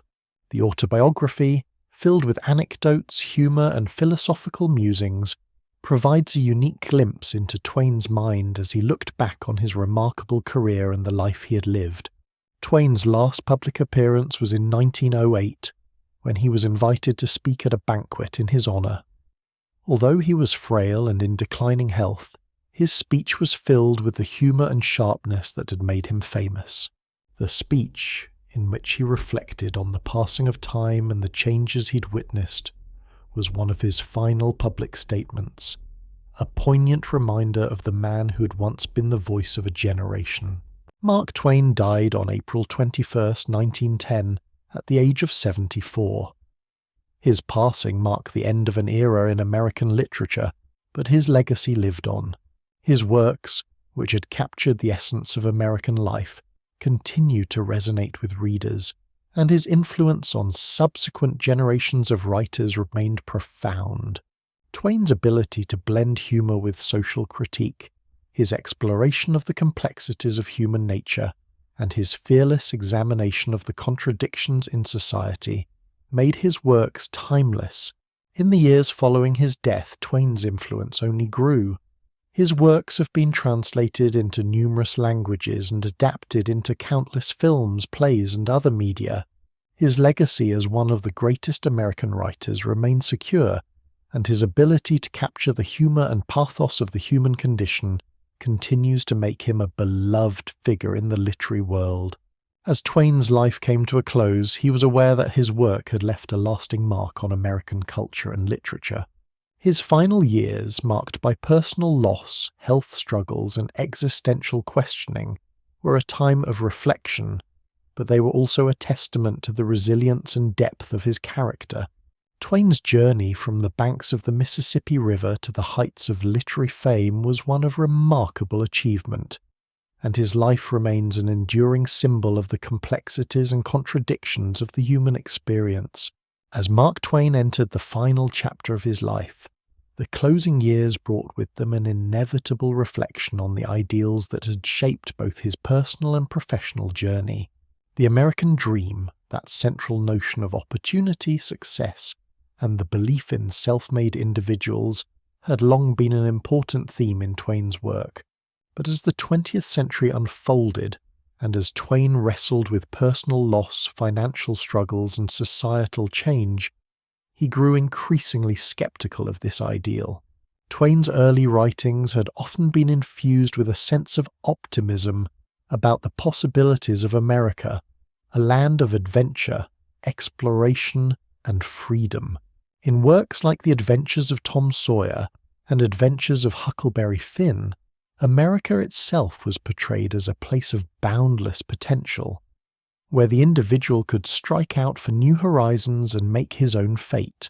The Mississippi River, which had been so important to Twain's early life, symbolized the fluidity of life and the freedom it offered. However, by the early 1900s, Twain had begun to see these ideals through a more critical lens. His writings from this time period particularly in his later years, reveal a man disillusioned with the very fabric of the American experiment. In works like The Mysterious Stranger and his essays, Twain began to express doubts about the moral direction of the nation. He saw the rise of imperialism, the expansion of American influence overseas, and the increasing wealth disparity at home.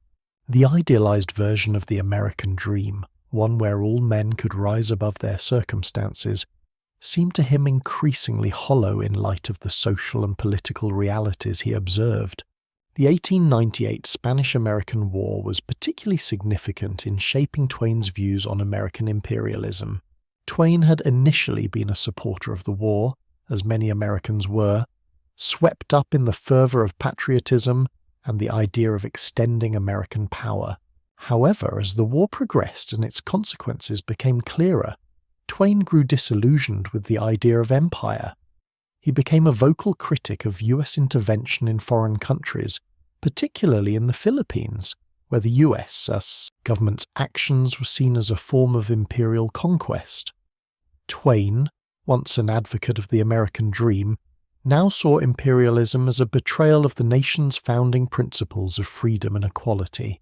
Twain's disillusionment with the American dream was not just a critique of external actions, but also an examination of internal contradictions within the nation itself. In his later years, he became more attuned to the inequalities that permeated American society, particularly with regard to race, class, and labor.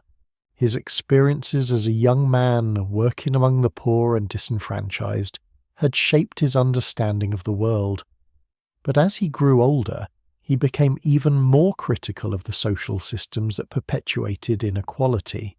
His views on slavery, race, and class were explored most deeply in his seminal works like Adventures of Huckleberry Finn, where Huck's evolving friendship with Jim, a runaway slave, challenged the prevailing racial ideologies of the time. Yet even in the later years, Twain's thoughts on race remained complex and nuanced.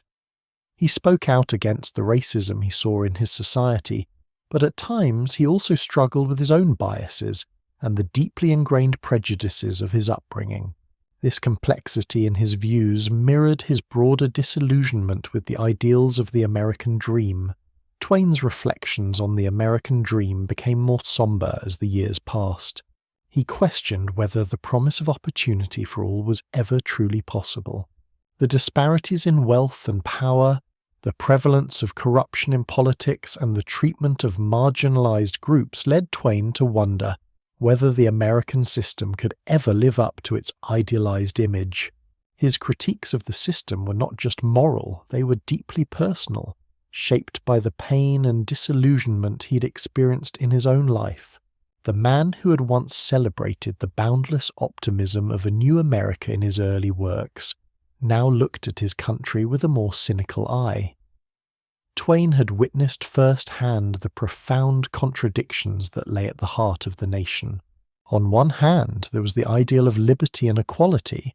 On the other, there was the reality of racial segregation, economic inequality, and the exploitation of the poor.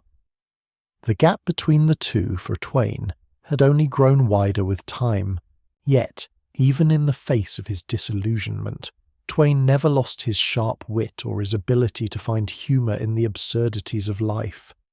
His later writings, while often dark and critical, still carried the bite of his trademark humour. Twain was a man who'd experienced the depths of personal loss and the disillusionment of watching the world change in ways he did not expect, but he was also a man who could still laugh at the absurdity of it all, whether it was the hypocrisy of religion, the farcical nature of politics, or the contradictions in the very ideals he had once embraced. Twain's views on the American dream reflect his broader perspective on life, one that was shaped by both deep optimism and profound cynicism. His early writings were full of the exuberance and joy of youth, celebrating the possibilities of life in America. Yet as he grew older and experienced the loss of family, wealth, and the ideals that had once inspired him, he became more reflective and skeptical. He no longer saw the American dream as an unshakable ideal, but as a complex and flawed vision. one that had failed to live up to its promises for many people. In the final years of his life, Twain's reflections on the American dream were less about hope and more about understanding the realities of life. He had seen both the promise and the disappointment that America had to offer, and his works from this period reflect that duality. As he looked back on his life, he recognized that the dream of equality and opportunity for all was still a work in progress, one that had not yet been fully realized. And yet, even as he criticized his country, Twain's deep love for it remained intact. His critiques were not an abandonment of the dream, but a call to make it better, to fulfill the promise of a land where liberty and justice could truly be for all. Mark Twain, the celebrated author, humorist, and social critic, passed away on April 21st, 1910, at the age of 74. His death marked the end of an era in American literature, as Twain had become a towering figure in the literary landscape. Throughout his life, Twain had captivated audiences with his wit, insight, and ability to draw from the complexities of human nature. Yet, as the years went by, his personal losses, financial troubles, and philosophical reflections gave his later works a darker, more introspective tone. Despite the challenges of his final years, Twain's death was not just the end of a life, it was the passing of a man who had shaped the cultural and literary framework of the United States. Twain had lived a life full of highs and lows. He had experienced extraordinary success, becoming one of the most widely recognized American writers of his time. His early works, like The Adventures of Tom Sawyer and Adventures of Huckleberry Finn, had been hugely popular, and his sharp wit, ability to capture the essence of American life, and fearless critique of social norms had earned him admiration. Yet he'd also faced personal tragedies, including the deaths of his beloved children, Langdon and Susie, and the profound loss of his wife Olivia in 1904. These events deeply affected Twain, and his later works reflected the sorrow, disillusionment, and introspection that came with these losses. Despite the pain of his later years, Twain remained deeply connected to his public persona, continuing to write, lecture, and engage with his audiences until his health began to fail. His lectures were still widely attended, and his keen observations of human nature, societal contradictions, and the flaws in the American experiment continued to be as sharp as ever. Yet the man who had once been a symbol of American optimism and adventure was now a more subdued figure, a man who had wrestled with the complexities of life and had come to question some of the ideals he had once embraced. In the months leading up to his death, Twain's health began to deteriorate rapidly.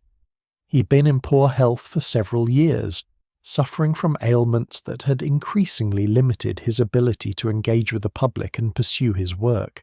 His final years were marked by a retreat from public life as he focused on personal reflection and writing. Though he continued to produce work, his output slowed, and much of his later writing was devoted to his autobiography and philosophical musings. Twain's death was not unexpected, as his health had been failing for some time, but it still marked a profound moment for his family, friends, and admirers. He had been one of the most influential figures in American culture, and his passing left a void in the literary world. Twain's influence on American literature, humor, and social criticism was unparalleled, and his works would continue to resonate with future generations long after his death. The circumstances of Twain's death were notable as well. He passed away just one day after the appearance of Halley's Comet, a celestial event that Twain had famously remarked upon earlier in his life. In 1909, Twain had stated that he came in with the comet and expected to go out with it as well. "I came in with Halley's Comet in 1835, Twain had said. "It is coming again next year, and I expect to go out with it." Twain's death on the very day the comet passed Earth seemed almost like a poetic conclusion to his remarkable life, adding a layer of cosmic symmetry to his long and colourful career. Twain's funeral was a sombre occasion, attended by family, close friends, and many who had admired him throughout his life. His death marked the end of an era in American literature, but his legacy lived on. His works would continue to be studied and celebrated, his influence on both American and global literature remaining undeniable. Twain's exploration of race, morality, and the human condition resonated with readers for generations, and his unique ability to blend humor with social critique ensured his place as one of the greatest writers in history. In the years following his death, Twain's works were revisited and reinterpreted by scholars, critics, and readers. While some of his early works, particularly The Adventures of Huckleberry Finn, would later come under scrutiny for their use of racial language and depictions, Twain's place in the American literary canon remained firmly intact. His fearless exploration of American society, his sharp wit, and his insight into human nature ensured his lasting impact. The complexities of his personal life, the tragedies, the financial struggles, and the philosophical questioning only added depth to the character of the man behind the words.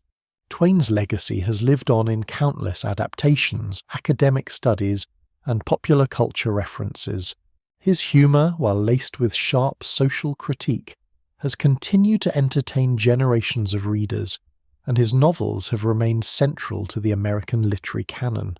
The characters of Tom, Huck, and Jim are etched into the fabric of American identity, and the themes Twain explored, freedom, race, class, and morality, remain deeply relevant in today's world.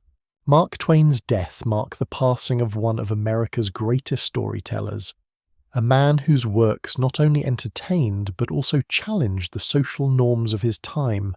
He will always be remembered for his wit, his wisdom, and his ability to capture the essence of the American experience, with all its contradictions, complexities, and humanity. Though he is gone, his words live on, continuing to inspire readers and thinkers around the world. Mark Twain's death in 1910 did not mark the end of his influence. Instead, it signaled the beginning of a broader cultural legacy that would continue to shape both American literature and society for generations to come. His unique ability to blend humor with biting social commentary, his deep understanding of human nature, and his fearless exploration of complex themes such as race, class, and morality made his work enduringly relevant. Twain's legacy, deeply woven into the fabric of American culture, persists not only through his iconic novels, but also through his influence on subsequent generations of writers, thinkers, and social critics. At the heart of Twain's legacy lies his commitment to critiquing American society and its moral contradictions. In works like The Adventures of Huckleberry Finn, Twain took on the deeply ingrained racial prejudices of his time, offering a complex portrayal of the relationship between Huck and Jim, a runaway slave. The novel, though written in the late 19th century, remains a powerful exploration of issues like racism, freedom, and the nature of human kindness. While Huckleberry Finn has been the subject of controversy, particularly for its use of racial slurs, its significance as a work that interrogates the moral fabric of America is undeniable. Twain's depiction of Huck's moral journey, his struggle to reconcile his own feelings of loyalty to Jim with the racist beliefs instilled in him by society, offers an enduring critique of American racial dynamics that continues to resonate today. Twain's exploration of race was not limited to Huckleberry Finn. Throughout his career, he used humor and satire to confront the pervasive racial inequalities of his time. His works pushed the boundaries of how race and class were represented in literature, challenging readers to question the status quo and recognize the humanity in all people, regardless of their social standing or race. His portrayal of Jim, in particular, was groundbreaking, as he was not merely a caricature or a symbol, but a fully developed character who was capable of great wisdom and moral integrity. Beyond race, Twain's critique of social class and the inequities within American society became a central theme in much of his work. In The Prince and the Pauper, He used historical fiction to explore the arbitrary nature of social class, showing that identity and worth are not determined by birth, but by the choices we make and the character we develop. Twain's characters, from the mischievous Tom Sawyer to the down-to-earth Huck Finn, often challenge the conventional boundaries of class and wealth. The ultimate message in these works was that society's rigid structures of privilege and power were not only unjust but also absurd and deserving of critique. Twain's cultural legacy extends beyond his literature into the realm of American humor. He is often hailed as one of the founding fathers of modern American humor, and his wit, irony, and satirical style have influenced generations of writers, comedians, and social commentators. Writers such as Ernest Hemingway, William Faulkner, and contemporary humorists like Stephen Colbert and Jon Stewart all owe a debt to Twain's ability to blend sharp social criticism with humor. Twain's use of dialect, his mastery of satire, and his humorous portrayal of the absurdities of life have shaped the way Americans use humor to cope with and critique their own society. His influence can also be seen in the realm of public speaking.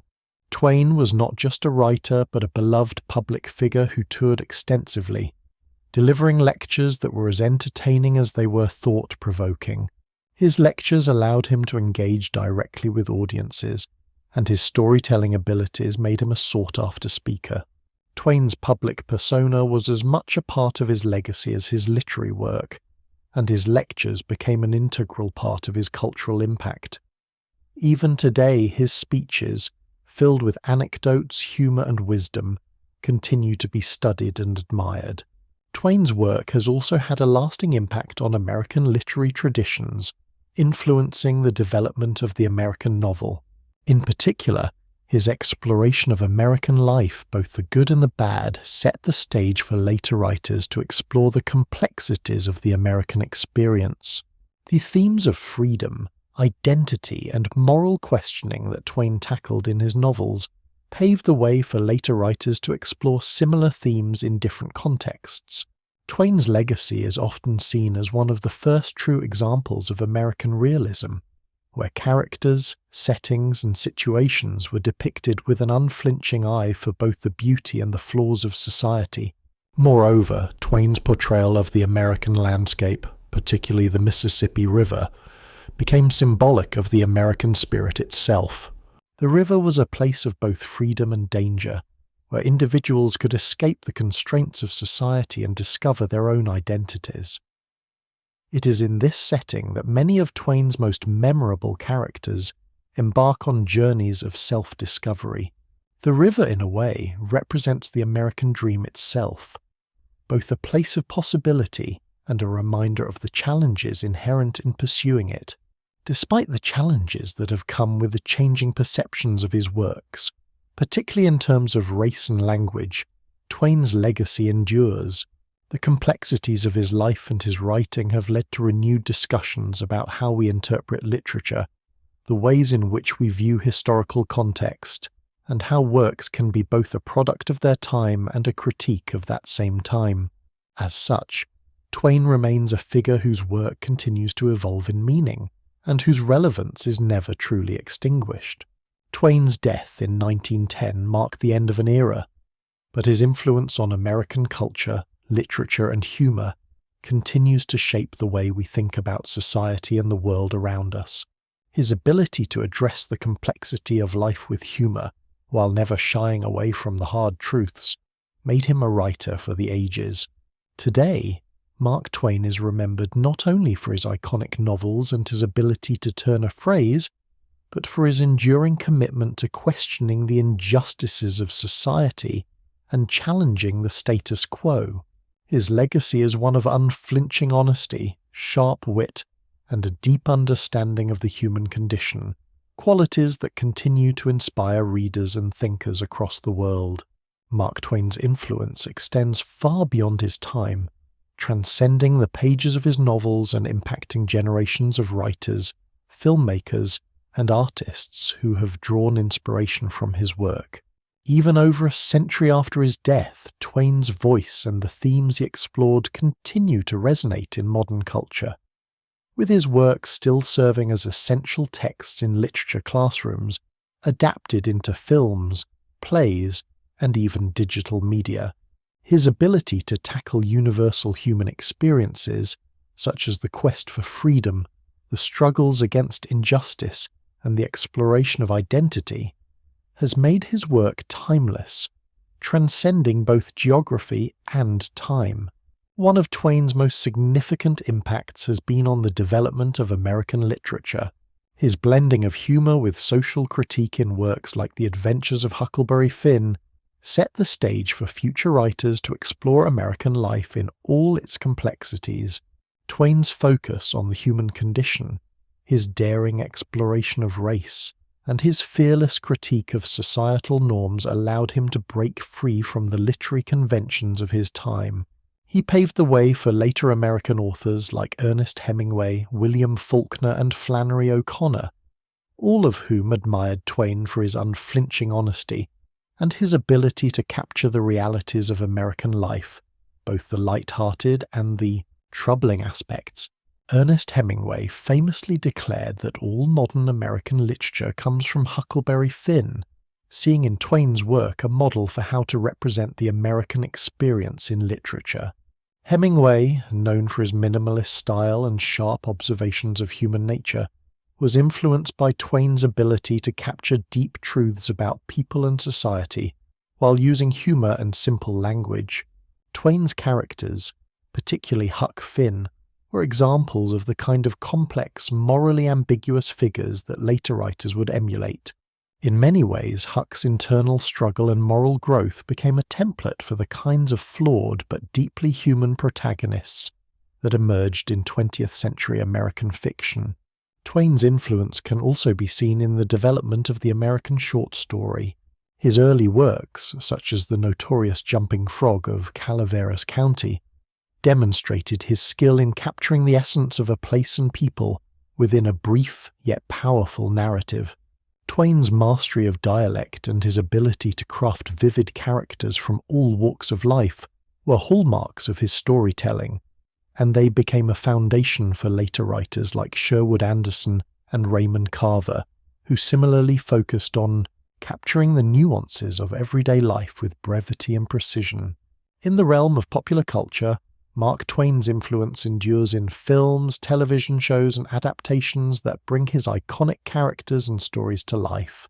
The Adventures of Tom Sawyer and Adventures of Huckleberry Finn have been adapted numerous times for the stage, screen, and television, each time offering new interpretations and bringing Twain's timeless characters to new generations. These adaptations have ranged from faithful retellings to more creative reinterpretations, but the heart of Twain's works, the complex moral questions, the social critiques, and the deep humanity, remains intact. One notable adaptation was the 1938 film The Adventures of Tom Sawyer, which helped solidify Twain's characters as part of the cultural consciousness in the United States. More recently, Huckleberry Finn has been adapted into various films, musicals, and television shows, often using the story as a platform to explore contemporary issues of race, freedom, and social justice. These adaptations demonstrate Twain's lasting influence on how we approach storytelling and how his work continues to provide a lens through which we examine the moral complexities of our own society. In addition to the screen adaptations, Twain's influence extends to the realm of satire and political commentary. His sharp wit and his ability to critique societal institutions and individuals paved the way for satirists like Stephen Colbert, Jon Stewart, and others who blend humor with social and political critique. Twain's humor was never just for entertainment. It was a tool for exposing the absurdities and hypocrisies of society. His fearless approach to questioning authority and calling out the flaws in the political, social, and economic systems of his time has influenced modern comedians and public figures who use satire to address current events and social issues. Twain's critical stance on topics like imperialism, racism, and inequality remains a model for contemporary social commentary. In The War Prayer, for example, Twain delivered a scathing critique of the glorification of war, mocking the way in which society often justified violence and destruction for the sake of national pride. This kind of biting critique continues to echo in the work of modern writers and comedians who challenge the prevailing narratives around war, nationalism, and morality. Beyond his literary and cultural impact, Twain's personal legacy also endures in the way that he navigated his own career. Twain's journey from financial ruin to recovery, from fame to personal tragedy, provides a model for resilience and reinvention. He understood the power of storytelling, not only in the world of fiction, but also in his public persona as a lecturer and commentator. Twain's ability to reinvent himself, to stay relevant even as his personal life and fortunes changed, serves as an enduring inspiration to those in creative fields. His embrace of both success and failure, coupled with his unwavering commitment to speaking truth to power, left a legacy of personal integrity that continues to influence both writers and public figures today. Mark Twain's influence in contemporary culture is undeniable. His ability to blend humor with moral inquiry, his unflinching critique of societal norms, and his deep understanding of the human condition have ensured that his work remains relevant long after his death. As society continues to grapple with issues of race, inequality, freedom, and morality, Twain's work continues to offer valuable insights, encouraging readers and audiences to reflect on their own values and the world around them. Whether through his classic novels, his satirical essays, or his cultural impact, Twain's voice remains as vibrant and influential as ever. As Mark Twain's career progressed, his works evolved from youthful adventures to more complex, introspective reflections on the human condition. Twain's legacy is not just found in his most famous works, but in his approach to life itself, an approach marked by a sharp wit, a deep moral sense, and a curiosity about the world that was both relentless and revealing. Twain's philosophy on life, as expressed through his personal reflections, public speeches, and writings, provides insight into the man behind the literary legacy, and continues to influence how we understand his work today. Twain's worldview was shaped by both optimism and skepticism. His early years, marked by the innocence and adventures of childhood, were filled with a sense of possibility and a belief in the potential for growth and change. However, as he grew older and experienced personal loss, financial struggle, and the complexities of adult life, his perspective became increasingly complex. Twain's later works reflected this tension, as he wrestled with issues of fate, morality, and the meaning of life. One of the central themes in Twain's writing is the tension between innocence and experience. His most famous characters, such as Tom Sawyer and Huck Finn, embody this tension. Tom's adventures, while mischievous and full of youthful energy, are also an exploration of how a child begins to understand the constraints of society. Huck, on the other hand, represents the conflict between what society dictates and what one's own conscience dictates. Huck's moral journey and adventures of Huckleberry Finn, particularly his decision to help Jim, the runaway slave, even though he believes he's committing a crime, captures Twain's belief that individual conscience is more important than the laws and conventions imposed by society. Twain's approach to morality was often unconventional. While he critiqued the moral systems of his time, particularly the hypocrisy of organized religion, he also embraced a kind of moral relativism that allowed for the complexities of individual experience. His skepticism of religious doctrines is evident in works like The Mysterious Stranger, where a supernatural being questions the very concept of divine justice. In this work, Twain explores the idea that good and evil are not easily defined, and the world does not always make sense in moral terms. This philosophical questioning reflects Twain's own doubts about the simplistic moral narratives that were often preached by society. Despite his skepticism, Twain's works are filled with compassion and empathy for humanity. His characters, though flawed, are often portrayed with deep humanity, and his sharp social critiques are balanced by his recognition of the goodness in people. Twain often used humour as a way to address serious issues, understanding that laughter could both entertain and provoke thought. His humour was a way to disarm his readers, to challenge their assumptions without overwhelming them with the weight of his criticism. Twain's reflections on death and the afterlife are also an important part of his philosophy. Throughout his later years, particularly after the deaths of his wife Olivia and his daughter Susie, Twain expressed deep cynicism about the concept of an afterlife. His own experiences with loss led him to question the existence of a benevolent, just God, and he became more openly critical of religious institutions that promise salvation but failed to address the suffering in the world. In The Mysterious Stranger, the supernatural figure makes it clear that human suffering is arbitrary, and divine justice, if it exists, is unfathomable. Twain's personal grief, combined with his growing disillusionment with religion, led him to explore the futility of trying to understand a universe governed by forces beyond human control. Despite his cynicism, Twain did not lose his belief in the potential for human goodness.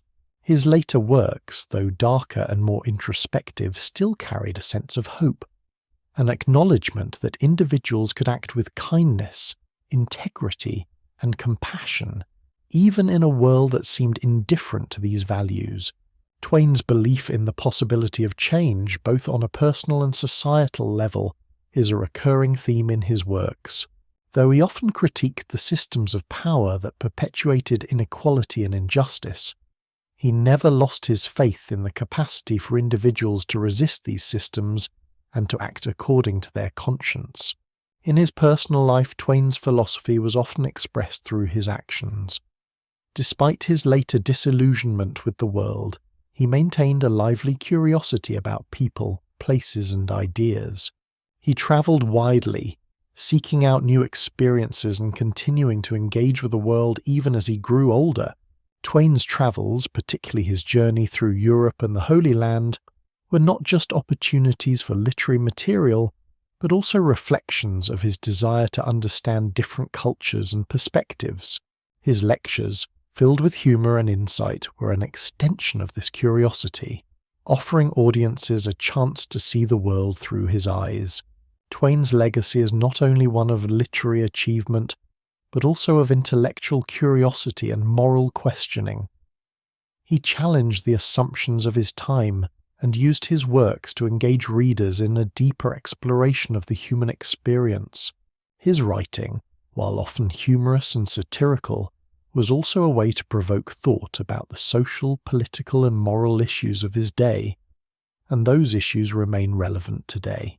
Twain's examination of freedom, race, class, and the nature of good and evil continues to speak to readers, offering a mirror through which we can examine our own values and assumptions. Ultimately, Twain's philosophy on life and legacy was one of complexity and contradiction. He believed in the potential for growth and change, but was deeply skeptical of the systems that often stifled individual freedom. He believed in the possibility of human goodness, but was also profoundly aware of the cruelty and indifference that could be found in the world. Twain's work offers no simple answers, but encourages us to question, to laugh, and to search for meaning in a world that can seem both beautiful and deeply flawed. Mark Twain's relationship with the American South is central to both his personal development and his writing. Growing up in Hannibal, Missouri, a small river town on the banks of the Mississippi River, Twain was shaped by the experiences, landscapes, and people that populated the South. His portrayal of the region, particularly in works like Adventures of Huckleberry Finn and The Adventures of Tom Sawyer, reveals a deep understanding of the cultural, social, and moral complexities that defined life in the South during the 19th century. Though Twain did not spend his entire life in the South, his formative years in Hannibal left an indelible mark on him. The town, with its bustling river traffic and diverse inhabitants, served as a microcosm of the Southern experience. The people Twain encountered during his childhood, many of them working-class individuals, immigrants and rivermen, became the foundation for many of his most memorable characters. In particular, his observations of African Americans, both enslaved and free, influenced the way he portrayed race in his works, most notably through the character of Jim in Huckleberry Finn. In The Adventures of Huckleberry Finn, Twain's exploration of race is inextricably linked to his portrayal of the Southern landscape. The Mississippi River, which plays a central role in the novel, serves as both a literal and metaphorical escape from the rigid social norms of the South. For Huck and Jim, the river is a place of freedom, where the constraints of society, particularly those surrounding race and class, can be temporarily suspended. Twain's depiction of Jim as a deeply human character, one with dreams, fears, and moral convictions, was a radical portrayal at the time, challenging the racist assumptions that permeated American society. The South in Twain's works is not just a backdrop, it is a character in itself, a place filled with both promise and danger, freedom and oppression.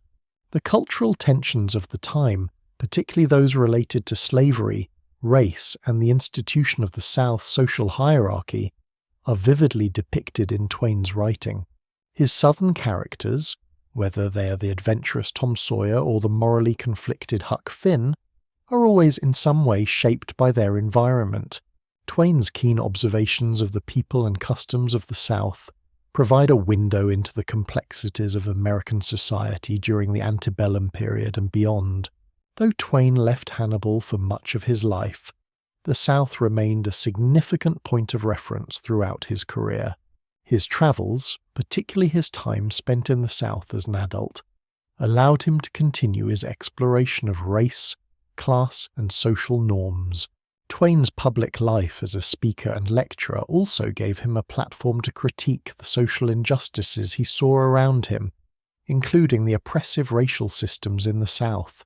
Despite being a product of his time, Twain was unafraid to challenge the moral contradictions of the world around him, and the South, with its deep-seated racism and inequality, was a frequent subject of his critique. In his later years, Twain's reflections on the South became more pointed as he grappled with the legacies of slavery and the enduring racial tensions in American society. His works from the late 19th and early 20th centuries, such as Pudd'nhead Wilson, explore themes of racial identity and the arbitrary nature of race in a more direct way. In Pudd'nhead Wilson, Twain presents a town divided by the strict racial boundaries of the time, but through a clever twist of fate he reveals the absurdity of these boundaries. The novel's exploration of the duality of race, where individuals are forced into categories based on social conventions rather than any biological or inherent differences, speaks directly to the racial issues of both his time and our own. Twain's relationship with the South, however, was complex. While he was critical of many aspects of Southern life, particularly slavery and the treatment of African Americans, he also recognized the deep-rooted culture and traditions of the South. His portrayal of Southern speech, dialect and customs in works like The Adventures of Tom Sawyer and Huckleberry Finn shows an appreciation for the distinctiveness of the region. He often used dialect in his works to capture the authentic voices of his characters, elevating the colloquial speech of the South to a literary art form. At the same time, Twain did not hesitate to criticize the Southern aristocracy and the rigid social structures that defined the region. In The Prince and the Pauper, the novel's setting in England serves as a metaphor for the stratification of society in both Europe and the American South, where birth and wealth determined one's place in the social hierarchy. Twain used satire to expose the absurdity of these systems, highlighting the injustice of a world where one's value is determined by factors outside their control. Through his exploration of the South, Twain also examined the hypocrisy inherent in the Southern ideals of honor, religion, and family. The South, as depicted in Twain's works, was a place of contradiction, a place where individuals were expected to live according to strict moral codes, yet where those codes were often violated or distorted to justify oppression and cruelty. Twain's critique of these contradictions was central to his philosophy, and it is through his portrayal of the South that we see some of his most profound insights into the human condition. In the end, Twain's connection to the South is both personal and literary. His early life in Hannibal, Missouri provided him with the raw material for some of his most famous works, and his experiences in the South throughout his life deepened his understanding of the region's complexities. The South, in Twain's hands, becomes a lens through which he could explore broader issues of morality, justice, and human nature. Whether he was writing about the river that separated and united characters, or the societal structures that defined their lives, Twain used the South as a powerful symbol of both the promise and the flaws of American society. Mark Twain's influence, though rooted in the specific historical and cultural context of 19th century America, transcends national borders, resonating globally. His works, particularly The Adventures of Huckleberry Finn and The Adventures of Tom Sawyer, are not only cornerstones of American literature, but have also made a significant impact on the broader literary world. Twain's ability to capture the essence of the human experience through humor, satire, and moral questioning has allowed his work to travel far beyond the American South, touching on universal themes that continue to resonate across cultures and time periods. Twain's international appeal lies in his ability to address the fundamental concerns of humanity: freedom, inequality, morality, and identity. While his stories are deeply grounded in American life, particularly in their depiction of the Mississippi River and the South, the questions they raise about societal norms, justice, and individual autonomy are questions that any society can relate to.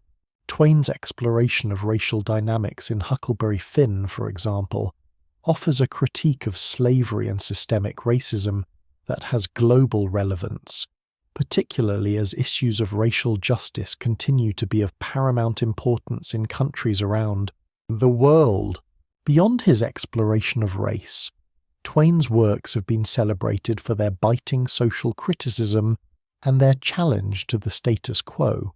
His sharp wit and keen observations of the hypocrisies of social institutions, such as organized religion and the political establishment, have resonated across cultures that grapple with similar issues of power, inequality, and corruption.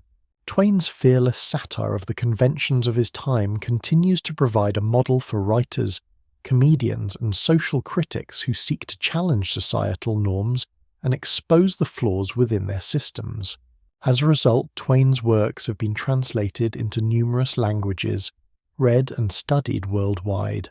His characters, Tom Sawyer, Huck Finn, and Jim, are familiar to readers not only in the United States, but in countries as diverse as Japan, Russia, Brazil, and Germany. The universality of Twain's themes, combined with his rich use of language and dialogue, has made his works adaptable to various cultural contexts, while retaining the heart of his critique. In many ways, his works have become part of the global literary conversation, informing the works of countless authors across different cultures who have drawn inspiration from his narrative style, humor, and approach to moral issues. One of the key factors that has contributed to Twain's global legacy is his impact on humor and satire. Twain's influence on the development of modern humor cannot be overstated. His ability to blend humor with social commentary laid the foundation for many of the world's most prominent satirists and comedians, including figures such as George Bernard Shaw, Voltaire, and even contemporary satirists like Jon Stewart and Stephen Colbert. The wit and irony that characterized Twain's writing have become defining features of modern comedy, shaping the way that humor is used to comment on the flaws of society and the human condition. In addition to his influence on writers and comedians, Twain's global legacy can be seen in the ways his works have been adapted into various forms of media. His stories have been reimagined in countless films, television shows, stage productions, and musicals. all of which have introduced his work to new audiences and ensured its continued relevance. Twain's characters and themes continue to inspire filmmakers around the world, who find in his works a timelessness and universal appeal that can be reinterpreted and retold for modern audiences. For example, The Adventures of Tom Sawyer has been adapted numerous times for film and television, with the character of Tom becoming a symbol of childhood rebellion and adventure. Similarly, Huckleberry Finn has been adapted in various formats, each iteration finding new ways to address the issues of race and morality that are at the heart of Twain's novel. These adaptations not only introduce Twain's work to a global audience, but also demonstrate how his themes can be reinterpreted to reflect the evolving concerns of different societies. Twain's global influence is also evident in the way his works have been received and embraced in countries with different cultural and historical contexts. In places like Russia, for example, Twain's works have been admired for their social critique and their exploration of the complexities of human nature. The Russian writer Fyodor Dostoevsky, who grappled with questions of morality, freedom, and the human soul, was often compared to Twain in terms of his ability to delve into the darker aspects of the human experience. While their approaches were distinct, Dostoevsky's works are far more philosophical and existential, whereas Twain's are humorous and satirical. Both writers shared a deep concern for the injustices and contradictions inherent in society. In addition to Russia, Twain's works have had a lasting impact in countries across Europe, particularly in Britain and France. In Britain, where satire was already a well-established tradition through figures like Jonathan Swift, Twain's humour and critique of social institutions found a ready audience. In France, Twain was admired for his wit and his bold approach to tackling social issues, and his work was often compared to the French satirists of the 18th century, such as Voltaire. Twain's unique ability to use humour to address serious issues allowed him to bridge cultural and linguistic divides, making his work accessible and relevant across different countries. Twain's impact also extends to the world of education. His works, particularly The Adventures of Tom Sawyer and Huckleberry Finn, are mainstays in classrooms around the world, taught not only as examples of great American literature, but also as important texts for discussing themes like freedom, morality, race, and the coming-of-age experience. Twain's exploration of these universal themes has made his works a valuable tool for educators seeking to engage students with the moral complexities of society and the importance of questioning established norms. Even in the 21st century, Twain's work continues to be a vital part of the global literary landscape. His ability to capture the nuances of human nature, his humour, and his commitment to social justice ensure that his legacy remains strong. Twain's influence can be seen in the works of contemporary writers and artists, who draw from his ability to critique society while simultaneously entertaining and engaging their audiences. His voice, once distinctly American, has become universal, and his work will continue to serve as both a mirror and critique of the societies that read him. Mark Twain, whose humour, wit, and social critique made him a literary giant, has continued to captivate audiences long after his death.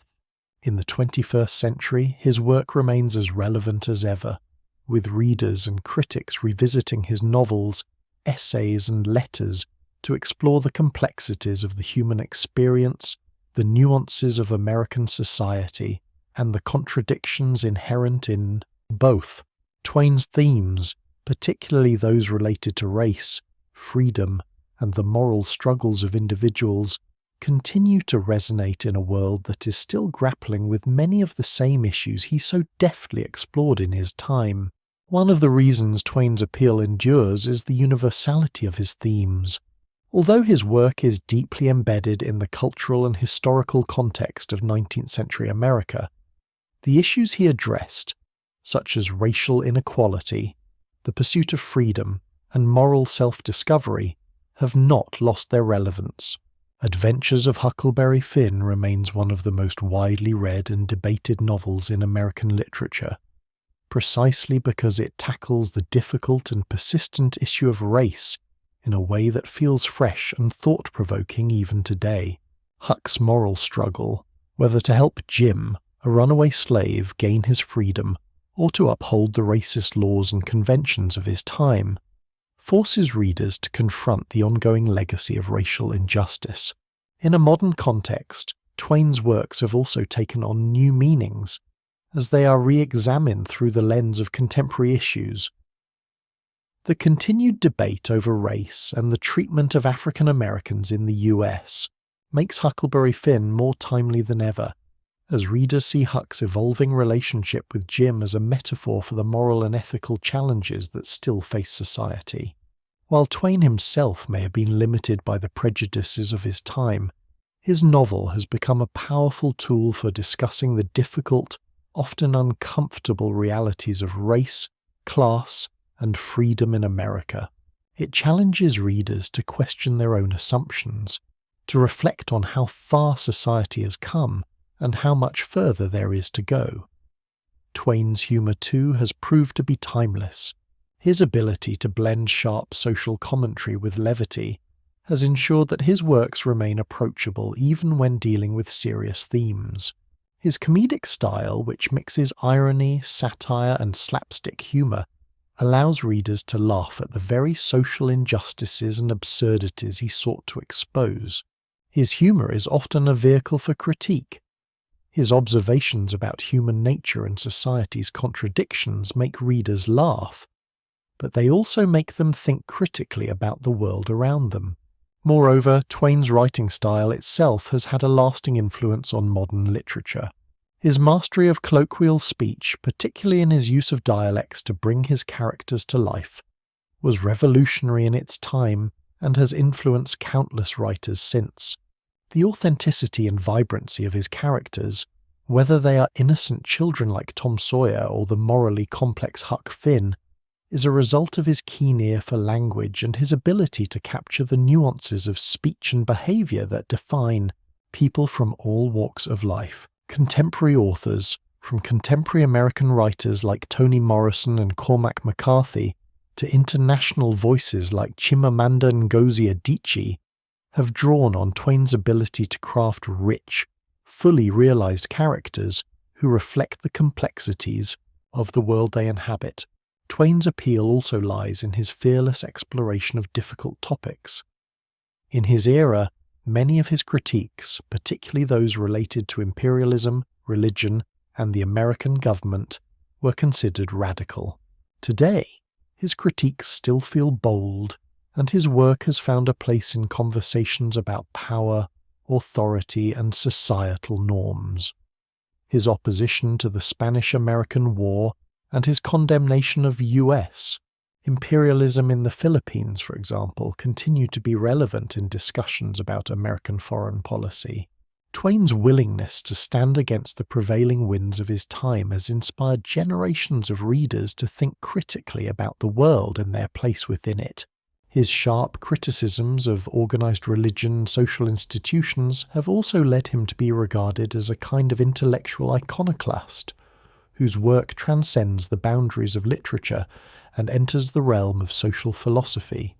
Twain's skeptical view of religion, which is evident in works like The Mysterious Stranger and Letters from the Earth, challenges the comforting narratives of salvation and divine justice that were so prevalent in his time and remain influential in modern culture. His exploration of the absurdities of religious doctrine and the nature of human suffering continues to spark debates about faith, ethics, and the role of organized religion in society. Even beyond the pages of his books, Twain's personal persona has become a lasting part of his legacy. His larger-than-life character, marked by his wit, eloquence, and sharp social observations, has made him a cultural icon. His public lectures, delivered with a mixture of humour, storytelling, and intellectual engagement, helped to solidify his reputation as not just a writer, but a public thinker. someone whose voice could cut through the noise of contemporary society and challenge its assumptions. In a sense, Twain's public persona, as much as his written work, continues to inspire writers, intellectuals, and public figures today who seek to use humour and wit to challenge and illuminate the world. In the digital age, Mark Twain's works continue to be part of the conversation. With the advent of social media, his quotes, often pithy and insightful, have found new life in memes, posts, and tweets. His social critiques, comedic insights, and reflections on human nature continue to resonate with audiences that may never read his novels cover to cover, but who encounter his words in the context of modern discourse. The adaptability of his work to contemporary formats, and its continued appeal in an ever-changing cultural landscape, ensures that Mark Twain's legacy remains vibrant and relevant. Twain's enduring appeal also lies in his humanity. Despite his cynicism, loss, and critical perspective on society, his writings reveal a deep love of life, an appreciation for the complexities and contradictions of being human. His wit, often pointed and sharp, was underpinned by a sensitivity to human frailty, and that balance between humour and insight continues to captivate modern audiences. Mark Twain's contributions to American literature and culture extend far beyond his novels and essays. They are integral to the shaping of the American identity itself. Twain's works delve into the complexity of the American experience, exploring themes of freedom, morality, race, and social justice, all of which have played a central role in the development of the nation's character. By grappling with the contradictions of American society, both the promises of liberty and the realities of inequality, Twain helped define what it means to be American, offering a critique of the nation's ideals while also providing a mirror for the society to reflect on its moral shortcomings. In his early works, Twain encapsulated a sense of the boundless opportunities and optimism that characterized the American frontier. The adventures of Tom Sawyer and the Prince and the Pauper, while fictional, tapped into the themes of individualism, exploration, and rebellion against authority that were central to American self-perception. Tom's mischievous yet endearing behaviour, his love of freedom and adventure, spoke to the notion of American childhood as a space for self-discovery and resistance to societal expectations. Likewise, The Prince and the Pauper illustrated the possibilities for mobility within American society, even while critiquing the rigid class structures that defined much of Europe and the Old World. However, as Twain matured, so too did his engagement with the darker sides of American identity. In Adventures of Huckleberry Finn, he directly confronted the issue of slavery and racial inequality, which had been the moral backbone of America's expansion. Through Huck's relationship with Jim, a runaway slave, Twain questioned the moral foundations of the nation itself. While Huck initially views Jim as property, his deepening friendship with Jim forces him to reckon with the flaws of the society he lives in, leading him to an ethical dilemma about right and wrong. Huck's decision to help Jim, even at the expense of his own moral beliefs, represents a challenge to the system of racial oppression that was entrenched in the nation. Twain's critique of slavery in Huckleberry Finn was not just a critique of the South, it was a critique of the entire American experiment, questioning how a nation founded on freedom could condone such deep inequities. Twain's influence on American identity is not just through his critique, but also through his contribution to a broader understanding of what it means to be American. His works helped shape a national conversation about identity, race, and justice, encouraging Americans to reckon with their ideals versus their practices. Twain's unique ability to capture the contradictions of American society in both humorous and serious tones allowed him to reach audiences across social and political divides. Whether through Tom's wild escapades in the woods or Huck's transformative journey down the Mississippi River, Twain's characters represented all that was complicated and beautiful about America. Twain's relationship with the American landscape, particularly the Mississippi River, also played a crucial role in his exploration of national identity. The river was both a literal and metaphorical symbol for American freedom. For Huck and Jim, the river represents a path to liberty and escape from the constraints of society, offering them the freedom to choose their own paths. The river flows through both the adventures of Tom Sawyer and Huckleberry Finn, connecting the worlds of childhood, freedom, and escape. It becomes a symbol of the untamed American spirit, one that seeks to break free from the constraints imposed by law, tradition, and societal expectations. This image of the river as a place of freedom and possibility reflects the American ethos of individuality and rebellion against authority. Moreover, Twain's critique of the growing economic disparities in America, especially in the wake of industrialization, also contributed to a national conversation about wealth, class, and social justice. In works such as The Gilded Age, co-written with Charles Dudley Warner, Twain highlighted the excesses of the post-Civil War economic boom, where the gap between the wealthy elite and the working poor grew wider. The novel's title itself, The Gilded Age, referred to a time when the glittering appearance of prosperity masked deep social injustices and inequalities. Twain's sharp critique of the political and economic corruption of the time resonated with the growing discontent among labourers and those excluded from the nation's prosperity. Twain also made significant contributions to American humour and the distinctive voice of American speech. Through his mastery of dialect, he helped elevate the language of ordinary people to a literary level. The vernacular he used in his characters, particularly in Huckleberry Finn, has been studied extensively for its authenticity and impact on American writing. Twain's distinctive use of language made his work feel deeply rooted in the American experience. His characters spoke in the dialects of their regions, whether it was the southern speech of Huck, the middle-class voice of Tom, or the dignified yet conflicted tones of characters like Pudd'nhead Wilson. Twain's mastery of American speech made him one of the first authors to fully embrace and popularize regionalism, and his works became a cornerstone for later writers who sought to capture the distinctiveness of American voices. In addition to his literary contributions, Twain's public life helped shape his influence on American identity.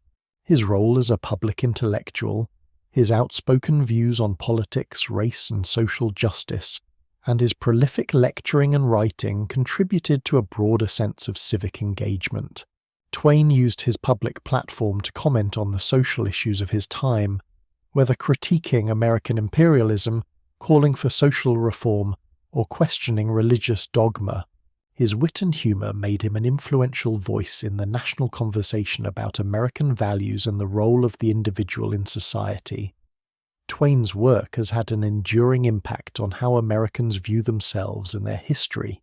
He continues to be a key figure in the nation's cultural imagination, embodying the contradictions, the complexities, and the unique spirit of the American experience. His exploration of freedom, morality, race, and class has ensured that his work remains relevant today, offering a lens through which Americans can critically examine their past, present, and future. As we reflect on the life and work of Mark Twain, it becomes clear that his influence extends far beyond the pages of his books. Twain was not just a novelist or humorist. He was a cultural force whose ideas and critiques continue to shape the way we understand ourselves and our society. Through his sharp wit, deep moral questioning, and fearless engagement with the issues of his time, Twain created works that transcend the boundaries of their historical context and remain strikingly relevant to this day. Mark Twain's works, from The Adventures of Tom Sawyer to Adventures of Huckleberry Finn, have left an indelible mark on American literature. His ability to portray the complexities of human nature, our capacity for both goodness and cruelty, our hopes and our flaws, has made his writing timeless. The characters he created, from the mischievous Tom to the morally conflicted Huck, have become enduring symbols of the American spirit, adventurous, rebellious, and deeply reflective of the complexities of American life. Twain's exploration of race, particularly in Huckleberry Finn, remains one of the most significant contributions to the literary canon. His portrayal of Huck's relationship with Jim, a runaway slave, challenges readers to grapple with the deep moral contradictions of a nation built on freedom while enslaving people based on race. In this light, Twain's work becomes an ongoing dialogue with America's past and present, urging readers to confront the country's history and its ongoing struggles with race and inequality. But Twain's legacy is not confined to any one issue. His critique of social norms, political corruption, and the hypocrisies of organized religion were revolutionary in his time and continue to resonate today.